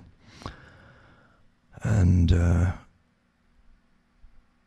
but the folk were getting definitely heavy bronchitis and into kind of pneumonias, and getting antibiotics that set in. Bacterial infections often generally set into these bad viral infections that breaks down the tissue in the lungs, you see, and bacteria immediately gets in, that's it. And then so now you've got a bacterial secondary infection, and you got to get antibiotics for that too. But some folk would try to fight it out themselves, and I'm telling you, that's what they said at the time. This particular odd one lasted. It's still on the go yet. It hasn't gone away for the last 10 years. Occasionally, folk will get it every other year, and same symptoms. They start coughing. They have all the symptoms of a heavy cold and a flu, it seems. And then they get bronchitis, like a bacterial one. Then they get antibiotics to clear it up. Or they don't get antibiotics, and what they all seem to clear up, they don't come back again about 2 weeks later. That was the common symptoms of this oddball one that they so far supposedly haven't diagnosed. That's been around for years now. So who knows what that one is too? Was that released as well? Was that a trial result? Who knows? Who knows, eh? But they've picked on this COVID idea, even though they can't isolate the thing. So there you go. Now, this is important, again, this one as well, and I want to mention, before I go into this next one, remember getting back to cuttingthroughthematrix.com. I've got to keep saying it, or remind myself to say it, because for years and years and years, I always forgot to say it. To send a few bucks my way, cuttingthroughthematrix.com, and how to do it, etc. And because I have to tick along as well. Remember, you can send cash as well, or a check, or use PayPal. And I think there's Instagram as well. The one you take to the post office, they still do that. Some countries still have international postal money orders. I don't think the US is sending them to Canada now, the actual international postal money orders. They'll send bank orders naturally, or any personal checks, that's okay. As I say, you can still send cash. So go into CurrentRemedies.com, and if anything happens to any of the sites, use the other sites listed on that one. All my official sites are listed on that one, so you know they're genuine. And hopefully there'll be others left, the other sites left, if anything happens to the com site. Because things are changing fast, and these characters at the top, they're not going to mess around with small fry. They're a nuisance to them. This is a wartime scenario for them. And in all wartime scenarios, they're ruthless. In fact, they're ruthless even when you think it's all peaceful. There's folk have accidents all the time. In every country. That's the reality. You've got to get this out your head, of this Disneyland system of rights that you've been born into, and see how it really does work. I mean, some years ago, and it's awfully true, there was so many biologists who worked in some labs, a whole plague of them getting killed. Just all, committing suicide and falling over railings and down steps and stuff and out windows, and it was just astonishing. This is the real world, folks. This happens all the time. And the same with Dr. Kelly, that came out a few years back too. He was found suicided, supposedly, just like he said he would. He said, they'll find me in a forest with my wrist cut, and that's exactly what they did. And he was due to go up and give testimony about biological warfare systems and so on. And he never got to court, naturally. And but at the same time, two other ones that all knew each other were dropping dead all over the place. That's the real world you live in. When big plans are afoot, believe you me, nothing stops them. Nothing. And these characters now are in full war mode of compliance, and they're not going to tolerate any nuisance factors at all. They make it quite plain, even with preliminary the Event 201 and the Johns Hopkins experiment that they did with, or trial run for the COVID, along with the Bill and Melinda Gates Foundation together. They had a set of systems they would introduce, like 1 to 5, starting with just defaming the people for putting out untrue news, etc., and contradicting their facts, even though it didn't matter. Facts didn't matter, or the truth didn't matter. Just contradict them to get folk from reading them. If they persisted, take away their money, or basically blacklist them on the internet until they were shadow banned. And then if they persisted somewhere or other, you could withdraw their means of support from them, forbid them to get money. Yeah. Well, guess what 4 and 5 would be? They didn't mention that. That's the real world you live in. I hope you understand that. And everything hinges. All the elite who run and own the world and they actually talk about it that way amongst themselves. They're not going to mess around with any little nuisances. And those who really work for them, they take little hints. So and so's a nuisance, and they go off and deal with a little nuisance. And that's how the world really does work, folks. So as I say, help me tick along here. Well, I can tick along. And because I'm not in for politics, I don't give a darn about politics. Even with Trump, I mean, Trump literally I think he's just played his part. The whole world's saying, why isn't he being more active and authoritative in dealing with problems? And well, why hasn't he been? Yeah? Tell me that. Astonishing. The world's literally looking at America thinking it's falling apart. And if that is the case, then you're finished. If you allow it to happen. If you allow it to happen, then it is finished. It's just like Peter Hitchens said before, when he was there, when the Russia, literally, this went down over a week, and down when the Berlin Wall in Germany. And he said it was obviously a command that went across the board to all those in charge in all the Soviet bloc countries, obviously. But there was that feeling there, well, what happened? It didn't have to happen. Didn't have to. It was prearranged. That's how things really happen. And when you see like mass demonstrations are one of the things that literally had nothing to do, honestly, I think very quickly they forgot what it was about. And they were given their mantras by the Antifa group that piggybacked immediately and took over this whole thing and then caused the rioting as well. Because you're looking at a communist revolution, obviously. And then the Extinction Rebellion, all these folk are all mixed into the same group networking. It's all your fault, all the adults' fault. There's too many of you. Look what you've done to our planet, yada, yada. You're all enemies, and that's it. Pre-planned, folks. And they're all saying, well, when there's Trump, really? And again, they're saying, well, you ain't get no cooperation. Well, if it's that bad, if that really is the case, then it would be over, wouldn't it? But what you're looking at too is with all socialist systems, as I've said before, end up with mass slaughter. That's where it goes. That's their history from the French Revolution right up, to the Bolshevik Revolution. And mass slaughters there, incredible slaughters. Then China did it too, mass slaughters. And China also had its Cultural Revolution where the youngsters were actually egged on again to get rid of the older folk, which they did with gusto. You better start realizing what's going on here and what's been allowed to happen for years using your tax money to create the armies that are going to eliminate you, maybe. With and I said before, they'll believe they're doing the world a favor. That's how radicalized they are. You understand, when you've risen people to utterly hate, this pure hatred comes out of them. Now you've got a real problem.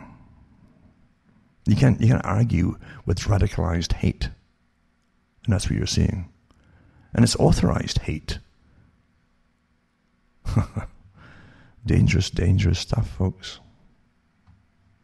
And they always end up eating their own too, even if once they've eliminated everybody else. Those at the very top encourage them to eliminate each other, and they will. That's his history, right?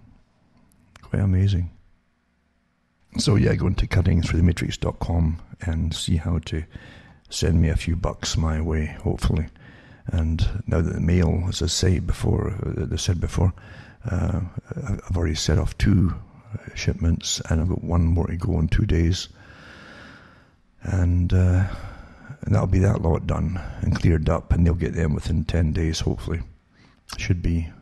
And I'll feel a lot better then. This is just me. Closed down when you can't get books and you can't get this. I've got them all now, but you can imagine every business across the country, big businesses and so on. Not me, not paltry little me, but big businesses. And this is a war scenario you're looking at. Actually more catastrophic than most wars. Folk were locked down in their homes and their businesses stopped because of the wars. This is the one. This is the big one. For a global reset. A reset on the way of life and what new values will be. New rules, regulations, new culture, yada yada. Yep, there you go. Your master's voice has spoken, and we're all to obey them, apparently. Or they'll turn mobs on you. They will. And here it goes to about vaccine. Forced vaccination plan unveiled. And it says Stanford University legal and medical authorities join forces to fashion an indiscriminate mandated mass vaccination plan that would frighten the public, disregard lawful protections of informed consent, and result in needless deaths. This is a war on the people. Total. It's been declared. Our health overlords propose a dangerous infectious disease control plan that mandates indiscriminate immunization for all Americans, a plan that is far more dangerous than the COVID-19 coronavirus epidemic itself. Writing the prestigious New England Journal of Medicine, Stanford Law School and health policy departments propose priority vaccination for high-risk groups that comprise the population that are least likely to benefit and most likely to experience side effects and hospitalization from COVID-19 coronavirus immunization, or from any vaccine for that matter. So it says it's involuntary at first, then it's mandated. The Stanford plan would initially roll out a completely voluntary inoculation scheme, to be followed by compulsory vaccination that would penalize refusers with employment suspensions and or stay-at-home orders. As I've said this already, Sudan. And their plan calls for a future FDA, the Food and Drug Administration, licensed vaccine, a vaccine whose side effects will not be completely known until it's widely used, and even then it could take months or even years to see all of it, that according to another Stanford University study would benefit only a minuscule portion of the population. How about that, folks? That study is well, what's it really for if it's not to help you? Huh? Well, we won't go there, but keep that in mind. That study from Stanford showed, as validated by blood tests, the COVID-19 coronavirus only infects Americans at the rate of 1 in 3,868 encounters, right? Range 626 to 31,800, with others who are already infected, and results in death. Only 1 in 6,670,000 contacts among middle-aged Americans. I said, despite the fear generated by TV news, the risk of acquiring COVID-19 coronavirus infection is remote. And that is more of real facts, actually. These are tests that are done in good studies, too. But facts don't matter, right? It says, with presumption, the vaccine is 100% effective. That's what they're presuming. Those numbers put a limit on the percent of vaccinated subjects who could possibly benefit from vaccination. 19 million would need to be vaccinated for one person to avoid death. But what about all the side effects and there's 19 million, eh? Even if only 1% experience side effects that result in hospitalization in a population of 328 million Americans, that would result in 3,280,000 vaccine-induced hospitalizations, which would overwhelm the 1 million bed healthcare system. Using data from prior flu vaccine studies, about 1% of those vaccinated may require hospitalization after vaccination, and 1% of the hospitalized, that's 1 in 200, would die, which would result in 32,800 needless deaths that would likely be blamed on the COVID-19 coronavirus. Wouldn't it, too? Right? The vaccine itself may be perfectly safe when received by healthy subjects, maybe, right? But frail, elderly, malnourished, vitamin and mineral deficient individuals would be the most prone to suffer side effects and death when admitted to hospital with its inherent problems of antibiotic resistance, medication errors, ventilator lungs, trauma, and failure to check for vitamin and mineral deficiencies prior to admission. Apart from that, I should just add here too, if you're over 60, they give you a more powerful dose of the adjuvants to try and make it work on you, which is a bit ridiculous. If the normal stuff wouldn't work because your immune system's compromised or it's low, it's dying off, it's not as strong as it used to be, then giving you more adjuvants to try to force it to take on you, is this going to cause more? Adjuvants are poisonous. You have terrible reactions to them. So high-risk individuals are least likely to benefit from vaccination. So as well, it might appear to vaccinate high-risk individuals, diabetics, hypertensive, obese, and autoimmune. These are the very people whose immune systems do not respond well to vaccines and are subject to side effects. For example, flu shots are not very effective for the very young and the very old. Flu vaccines are 40 to 60% effective in the population at large. That's what they say, and as low as 23% effective for certain strains of the flu. This is a CDC report. In other words, it's like a toss of a coin where it works or no. Between 40 and 60% effective is like 50%. Right? As an aside, flu vaccination may actually increase the risk for coronavirus infection via a mechanism called viral interference, right? By 36%, said one recently published study. And I've mentioned that before too, that the Department of Defense in 2017, the US, had warned them to stop giving the flu shot because the particular flu that was out there, once you got them vaccinated and then the actual wild virus hit them, the real one, then it caused a tremendous reaction, a tremendous cytokine storm in the lungs that ended up killing some of the service people. Don't forget that. Because at 36%, it said in one recently published study, it says viral interference caused it in one particular flu vaccination. But despite the fact you can read this on yourself, proponents for vaccination deny any such link between prior flu shots and subsequent COVID-19 coronavirus infections. Viral interference is reported in other studies. For example, those individuals who were vaccinated against the flu in the previous fall of 2010 were 1.4 to 2.5 times more likely to become ill from the H1N1 strain. That's true. In Canada, they put out a warning, a panicked warning from the National Health System here, telling folk to stop taking the flu shot because it made them more prone to the actual flu that was around. It was actually causing them to really come down with it. So the ones that says who were vaccinated against the flu in the previous fall of 2010 were 1.4 to 2.5 times more likely to become ill from the H1N1 strain of the flu the following year, which happens to be the predominant influenza strain in circulation this year, 2020.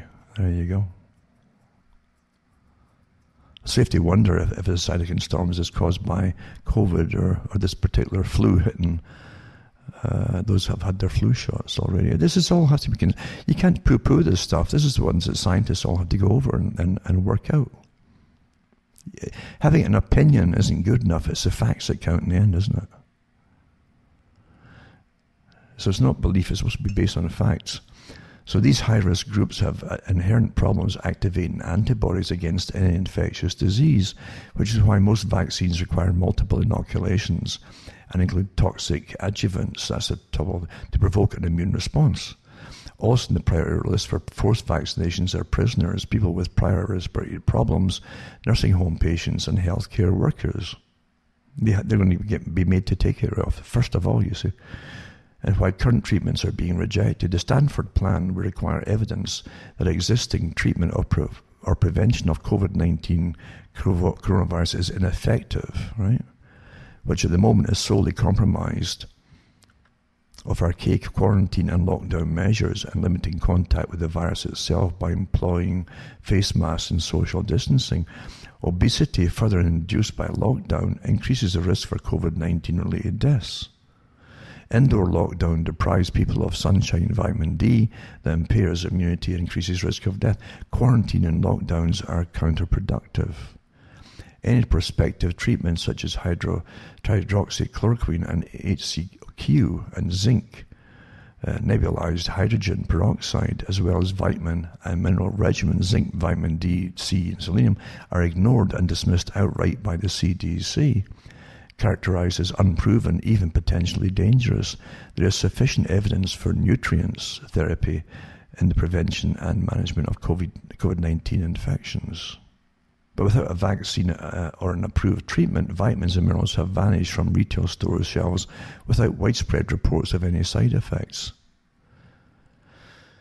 Then it says public demand for a vaccine. According to the Stanford report, only about half of the US population plans to be vaccinated against COVID-19 coronavirus. I actually saw some, it was with 0.3, it was about 34%, I think it is. That's why hospitals are overstating the deaths attributed to COVID-19 and why news agencies create continued fear over a common cold virus that results in few, if any, symptoms upon infection and only kills a very few. Our modern healthcare system is overcommitted to vaccination. The prospect of a vaccine is dimmed by the fact that 90% of vaccines that enter human trials fail to make it to market. These are all links, by the way, all links for all these things. Given the remote possibility of a safe and effective vaccine ever materializing, the nation may await an imagined vaccine at the expense of finding an effective treatment. And then mortality rate is far lower than quoted. And he goes into that too, how they fudge the figures, etc., and the death rates, and put them all down to COVID's, yada, yada, yada. It goes on this link. It's quite good, though. But it does touch eventually on the rights of informed consent. Stanford report calls for mandated vaccination overlooks certain rights to informed consent that are required by Title 21 of the Code of Federal Regulations for persons who receive newly licensed vaccines in a clinical study. Since all vaccinated Americans will be enrolled in a surveillance study, stage 4, in order to gain full FDA approval, informed consent will be legally required. Don't forget, too, under the Nuremberg Code that came out, the Nuremberg trials, they can't use the people for experimental medications or for any experimental purposes, by the way. And so they're going against that, too. Don't forget that, folks, and that was to do with genocide.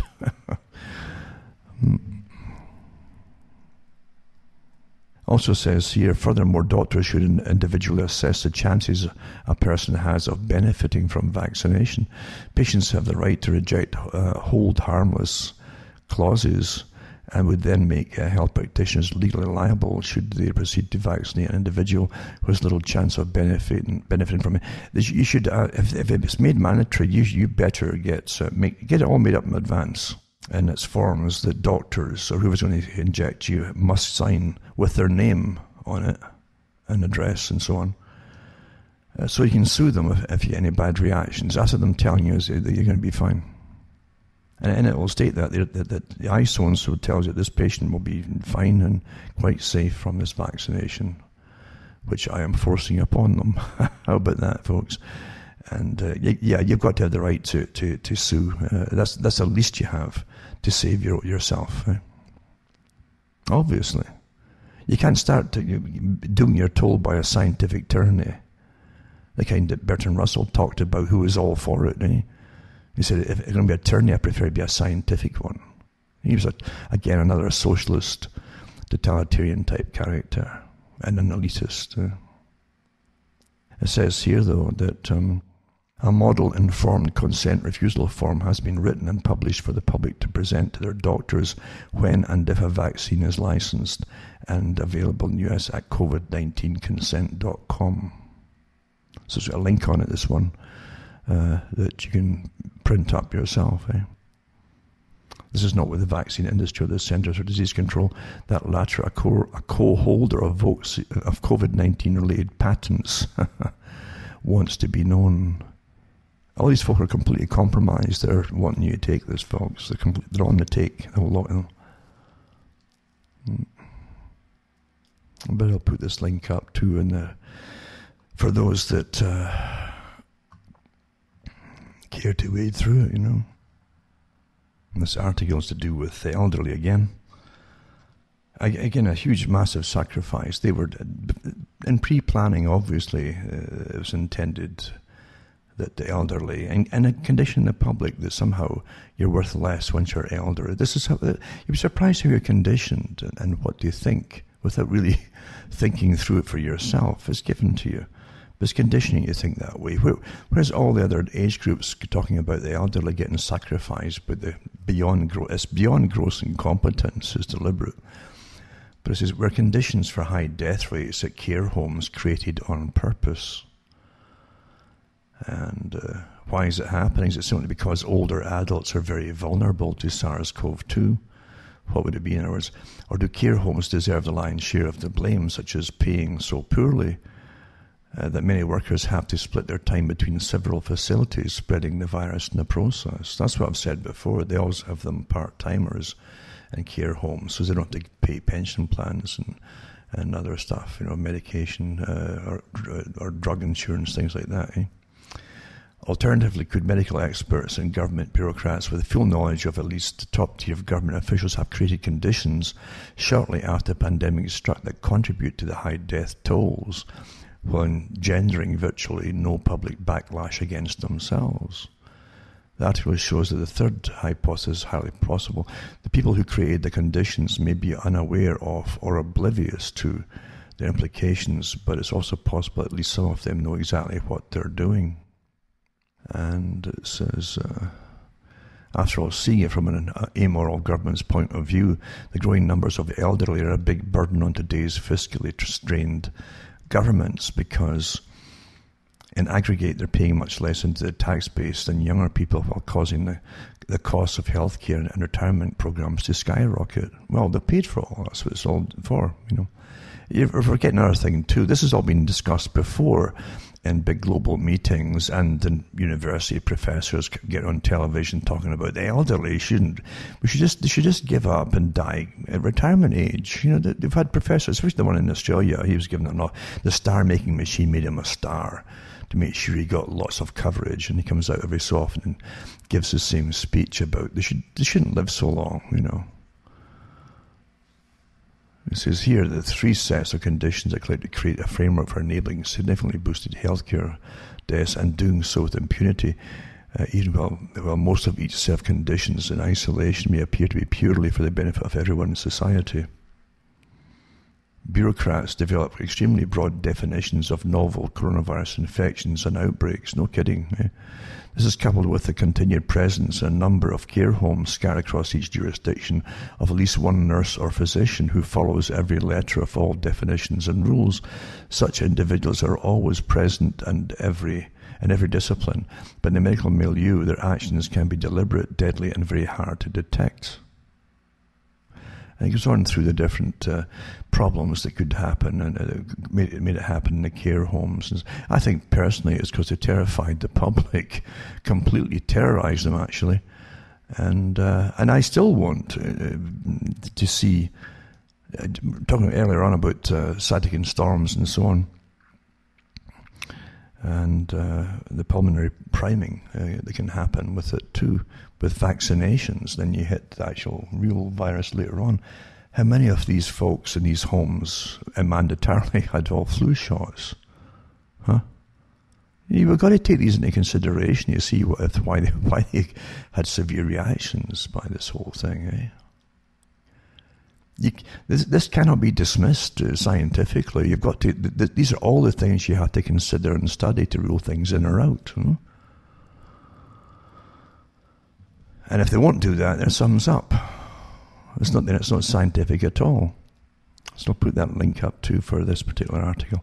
Another one too, as I said before, is I'll put up the one from Canada, where they're challenging this to the Ontario Superior Court of Justice, and by the Vaccine Choice Canada. I'll put that article up by them as a PDF, and it's a big one too. It's 191 pages, I think, for those who want to look through it. And here's a beauty for a scientific establishment too. The things I don't even expect anyone to even yawn with the articles that at one time should have shocked people. Nothing shocks them anymore. We've found dumpsters before with baby parts in them over the years. That was a normal thing in outside some clinics. They've had articles in the last year or two of doctors who just retired and died, and they found thousands and thousands of baby parts. They don't know why they said they don't know why they saved them all, but I guess it's folk that just take pride in their work or something, you know. But some folk collect, ornaments for the mantelpiece and stuff like that. But the scientists, you have to really, you must get the shivers once in a while. I would think so. I mean, I still get them once in a while, and it takes a lot to move me, believe me, in that respect. But I don't expect anybody to be disgusted about anything anymore. I can remember doing a show years ago where I think it was Manchester, Greater Manchester area. The director for the National Health Service at the time was called up in question. He wasn't fired or anything, but for some reason it was never explained to the public that over a course of so many years, thousands of corpses and parts of corpses of children up to the age of 5 to 10 years old or something that supposedly died in hospitals had all they'd found parts of the bodies, so that they start having secondary funerals, notifying the people when they identified them DNA-wise and so on. And so here's the poor parents having grieving again, and then over a year or two, more parts of the same bodies would turn. Thousands of them. They even found refrigerated parts in this was in England, remember? They found refrigerated parts, thousands of them, eventually, in, I think it was a warehouse in storage, cold storage, in Nova Scotia. Never explained to the public why this was happened. I didn't know if anybody got charged or not at all. I don't think so. We live in the dark, people. We live in the absolute dark as to what really happens. Honestly, so nothing shocks the people anymore, anyway. But Judicial Watch obtains records showing that the FDA, the Food and Drug Administration, paid for fresh and never frozen human fetal parts for use in humanized mice creation. And that was Judicial Watch that announced this, and announced 165 pages of records. If you want to download it, the link is here, from the Food and Drug Administration, showing the FDA between 2012 and 2018 entered into 8 contracts worth $96,370 with Advanced Bioscience Resources to acquire fresh and never frozen tissue from first and second trimester aborted fetuses used for use in creating humanized mice for ongoing research. This kind of stuff is common all over the place. So ABR, the company, right, is a non-profit firm for which has been the subject of criminal referrals from House and Senate committees investigating whether Planned Parenthood or any other entity was illegally profiting from the handling of fetal tissue from aborted. Well, they'd never do that, you know. There you go. But anyway, I'll put this article up for those who care to even look at it. Most folk don't give a darn today. You understand, we've all been taught that life is awfully cheap. Awfully cheap. You're another animal. Like, don't forget, going back to Julian Huxley, who helped set up UNESCO, right? And Planned Parenthood too, who hated the vast bulk of the ordinary people, as all the founders of that did. And he was quite plain, we've got to knock people, the humans, off the pedestal that they're a superior species on the planet in order to control them. And they wouldn't obey you. When you understand, at one time, the things we're accepting today would have caused mass riots. We don't riot now. Certain selected groups are told to riot and encouraged to riot and paid to riot, some of them, but leaders are for sure. But we don't riot for natural, normal things all the time that we should be. We've been dumbed down. We're knocked off the pedestal as being the top species on the planet. Like Huxley said, we're trained to do that. And so you devalue yourself and others. Once you devalue the life of others, then that follows that you've just devalued your own life too. When it comes your turn, whether they're going to keep you alive or kill you, what do you say about you? What's so special about you? That's again what one of the top guys said, George Bernard Shaw. Why should we keep you alive? I hope you understand this. You've all been trained into this. So yeah, here you go with so no one cares really who's getting chopped up, and of course humans are not to blame. They're engaging and causing all these aborted tissues and fetuses and so on for their own actions. It's never their own fault, you know. The system made them do it. It's just how we devalue ourselves in the process, constantly, and then so you start at the one end before life is really before they're born, and then you go into post-birth now abortion, which is just murder, and then you into let's kill off the adults. Oh, so you do that now? They're not worth anything, are they? And you've all been trained step by step into completely devaluing your life, and then of course don't stop there. Oh, you know, you've got an illness. You could live for another 40 years with it, but why? That could be a burden on society. You know, why don't you just take this euthanasia pill here? You know, that's already happening, folks. But no one cares. You see, life now, and folk have accepted it. Well, we're not. What are we anyway? We're just another. We're not even a good animal. We're taught to hate ourselves. There you go. So this article is on about it too, and as I say, it's got links to the FDA, lots of pages to go through, etc. And this is fairly common, this kind of thing, unfortunately. Now, don't forget that Mr. Foxy Fauci said that things would never get back to normal, remember? And what did he know that you didn't know? And how come he's into making policy for a society and finance and travel and handshaking and all the rest of it? It's strange, this little guy who's just suddenly busy. He's got more power than the president, it would seem, eh? If the president shut down everything by himself in order, he'd be out of office and maybe even lynched. But when Fauci says that, he's a scientist, you see, and even though it's all outside his jurisdiction, to commerce, he's got the whole place shut down and companies going bankrupt and massive debts that you'll never get out of under, and the whole way of life changed forever because he said so, and you didn't vote for him either, and you're all accepting it. International travel won't be back to normal for 3 years, warns top holiday boss, with enforced testing before and after flights likely to replace quarantine. So there you go. It's all these wee things that you need your immunity passport, for goodness sakes, eh? And that's how they get it across to you.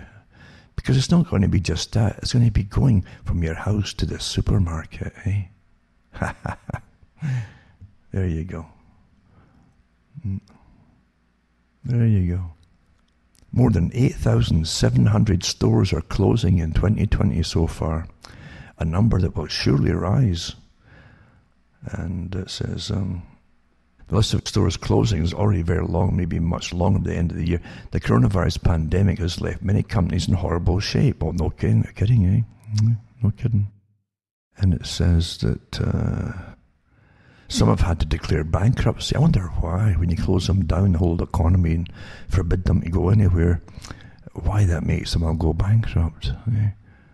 Many employees have not been recalled to work as the pandemic has raged on, and there's been a paucity of customers since they are scared they might contract the virus. Debt is now the common enemy. Every retailer who had high debt before all this started is closing some stores and cutting back on new projects. At a time like this, ability to raise cash and to maintain a semblance of free cash flow is quite difficult, even as it's invaluable and enviable for most retailers. Many have had to rely on more borrowing to sustain their business. It has left their future uncertain. No kidding. We're witnessing a retail apocalypse that began in 2010 when brick and mortar stores started to close, and it's only gotten worse over time. Everything's a step by step, isn't it, though? When you look at it all, and I said that years ago too, obviously, where you can order things straight from China for a fraction of the price you'd buy in a store, that's got big overheads in the store and so on, employees to pay, then obviously it's going to hammer the economy at home, put more folk unemployed, and that's the beauty of free trade, isn't it? Yeah, there you go. That anybody who's working has to sacrifice their jobs for the greater good, eh? So this goes through this article here about folk going bankrupt and all that. I bet it lists some of them that have already gone, eh? I think, it says here's a list of store closings so far this year. And it'll be updated. This is Forbes, by the way. It'll update it as time goes on. The company's currency and bankruptcy are listed first, since their future is uncertain until they emerge from the court protection. And they give the names of them. Chuck E. Cheese is one of them. 54 stores bankruptcy. Destination Maternity, 90 stores bankruptcy. GNC, 1,200 stores bankruptcy. J. Crew, 54 stores bankruptcy. J.C. Penney are in 54 stores bankruptcy. It was a whole bunch of them. Kmart's too, 45 stores. Sporting Goods Company Model, Neiman Marcus, Papyrus, Pier 1 Imports. There's one in Sudbury too, I think, Pier 1 Imports. 936 stores bankruptcy. Sears, 51 stores bankruptcy. Signet Jewelers, 232 stores. Stage Stores, 738 stores liquidating. Oh, that's a whole stack of them here, actually. But who'd have thought, better than any other kind of war with real, bombs dropping and things, they managed to shut down the entire economy and bring you to a state that you might have reached if you had a 20 years physical war, like a normal, regular war, eh? They've done it all very quickly. Very efficient, isn't it? Just terror itself is awfully efficient when you've got professionals managing the terror and how to put it across to the public and how to terrify them and how to exaggerate certain types of the terror to make folk comply, all authorised by your own governments. This is not speculate. This is what I've read earlier from the SAGE reports and so on, from governments. And New York City Black Lives Matter marches can continue despite large event ban, de Blasio says. So I guess, again, some are more special than others, and these utopias we're in today, and that's the way it is, isn't it? So other big, large events are cancelled by law, by dictate, I suppose. And there you go. This is the new system. And yeah, well, nothing surprises me, or do you, I suppose, Trump and Mexico president meet to discuss new US-Mexico-Canada trade deal. And the USMCA trade deal, that's really the same NAFTA deal. This is between the US, Mexico, Canada, to effect July 1st. But White House officials and one expert say it's not much different than the deal it replaced. President Trump welcomed Mexico President Andres Manuel Lopez Obrador to the White House Wednesday to celebrate the launch of the US-Mexico-Canada trade agreement. The Commerce Secretary Wilbur Ross, one of the architects, said the pandemic should not hurt the trade deal's rollout. And right now, the Mexican manufacturing sector is only working at 50% because of the coronavirus. But they changed the name of it, really. And for some reason, I think Justin Trudeau couldn't go or something. It's quite something, isn't it? The world we're living in is something else. It really is. I was looking up too that again they're going to fulfill all their goals with who can open up, when they can open up. Are you important enough to open up? Are you necessary, essential? Yada yada, and or if you can't. And that's the end of society as we know it. That's what it was planned to do, of course. And Fauci said that at the very beginning. He didn't even want a lockdown to end, remember. He wanted it right into the following year. And that's what you're getting. You had a wee bit of break, a week or two for the summer, which would quell you a bit as the riots protests and riots could continue, and then lockdown comes again, except for some groups who are still allowed to do it all. Everyone else is shut and closed, including big events, and I guess sporting events too in some areas, I don't know. It's astonishing. As I say, what's been accomplished so efficiently with years of planning to make this happen, obviously before the event happens, but in a few months they've literally wrecked the economies of nations across the world. Exactly what the World Economic Forum said. We've got to bring the folk into complete sustainability. And sustainability means bringing in the complete austerity programs, by the way. Post everything. Post-consumer, post-manufacturer, post. And folk can't quite get it, can they? Why would they do that? It's their world. It's not yours. It's theirs as far as you're concerned. And as long as you obey them, it'll continue to be their world, obviously. Now, when I put up an article from Ron Paul, from his group anyway, and it's written by Caitlin Johnson, it says, as long as mass media propaganda exists, democracy is a sham. A new Reuters poll, or Ipsos poll, found that a majority of Americans believe the completely discredited narrative that the Russian government paid Taliban-linked fighters to kill the occupying forces of the US and its allies in Afghanistan. It says here, and I give you examples of the fake news. This authorized, right, as fake news. And these 21% are objectively correct, and the story is not credible, and it's not even close. Gareth Porter shows in the grey zone how the Bountygate narrative is so utterly baseless that even US intelligence agencies have dismissed it. And they have. But the article itself is showing you how the mass media today all works as one. It really does. And they're all like all in one in the propaganda for COVID, for instance, and to be very afraid and be very terrified and yada yada yada. And it never stops. But there's no real dissent amongst most of the mainstream media. It's all pretty well on board with the whole thing, isn't it? And the media all went along that all the protesting that went on was all peaceful, and you can see it for yourself. A lot of it wasn't, for goodness sake. I mean, here's an article here on Portland. Portland's interesting. I don't know why it happens more, but it's more propaganda there coming out of Portland there on its own woes, etc. But night after night they've had, I think, City Hall attacked, and they're trying to burn it down or something, by all kinds of, and even fights with the police there. But it says demonstrators in Portland engaged in what was dubbed a night of rage. This is one night before it all started there too. They're already doing the same thing before this particular event happened.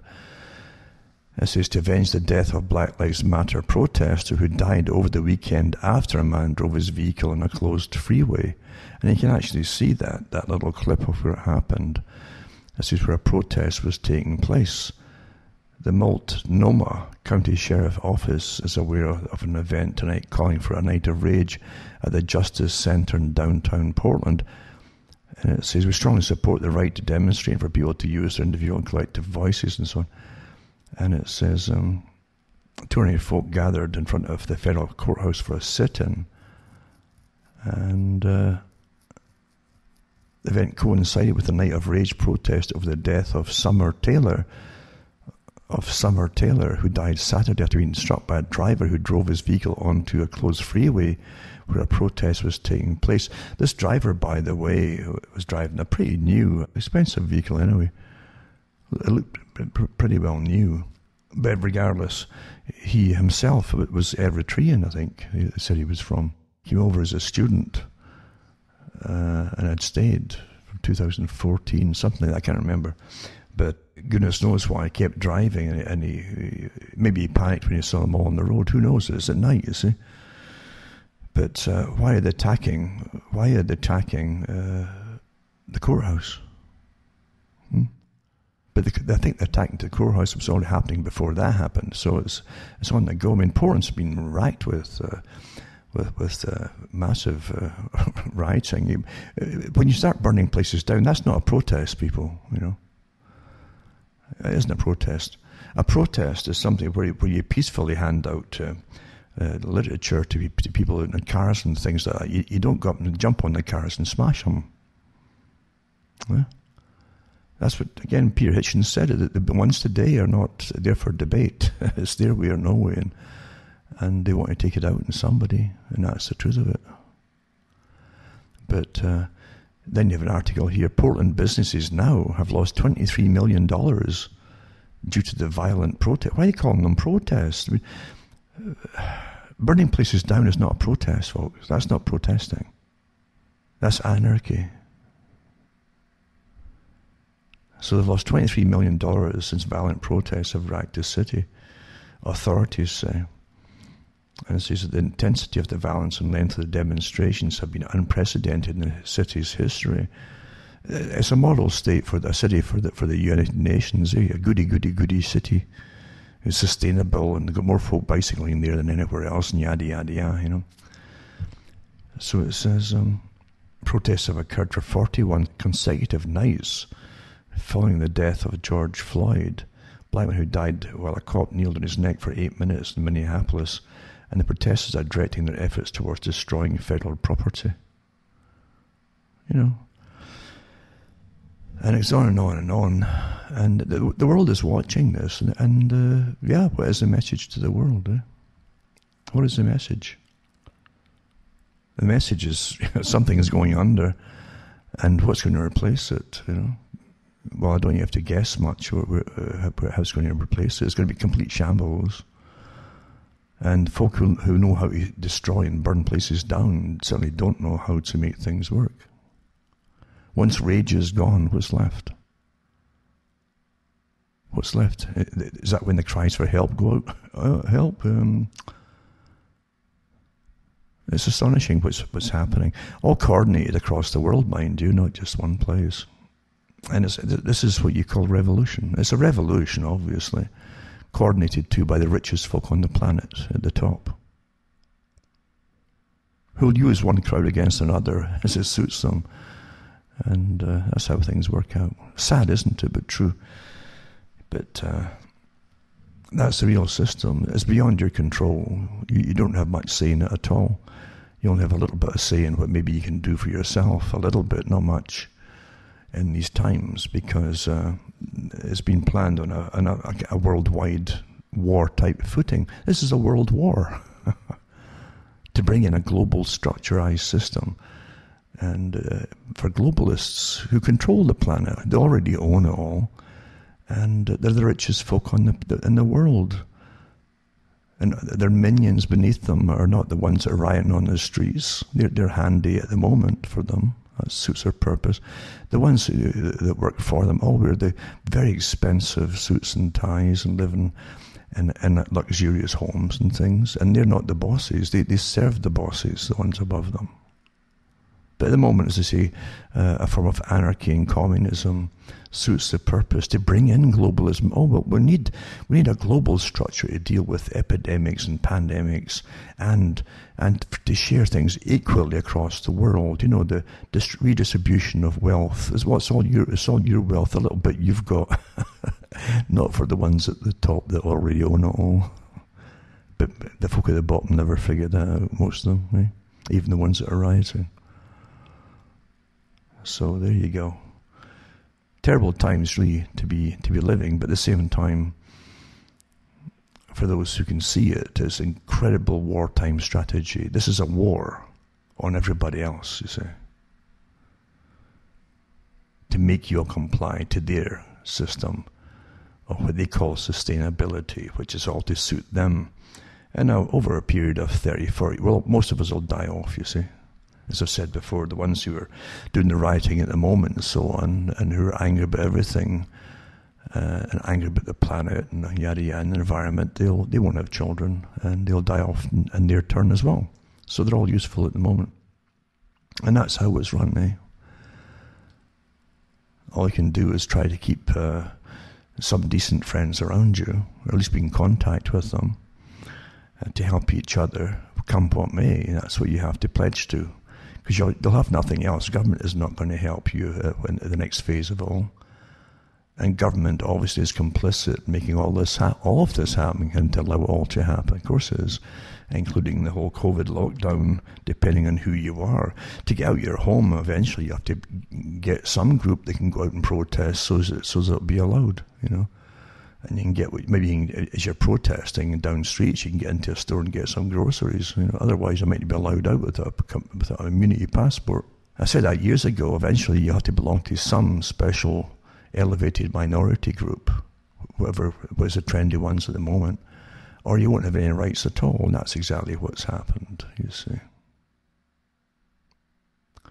So take care of yourselves, stay with each other, get in contact with each other, and vow to help each other out. Even if you've had little arguments in the past, don't let that stand in your way. You'll need people as we go through all of this, obviously, because it's not finished. This is just the start of it. And you will go off the cradle, as I say, your rocker. If you will go off your rocker if you're unable to communicate with people. At least for most people, that's the case. So it's wise to have a few acquaintances that you keep in touch with, even if it's just emailing them to keep in touch with what's happening and having correspondence back and forth.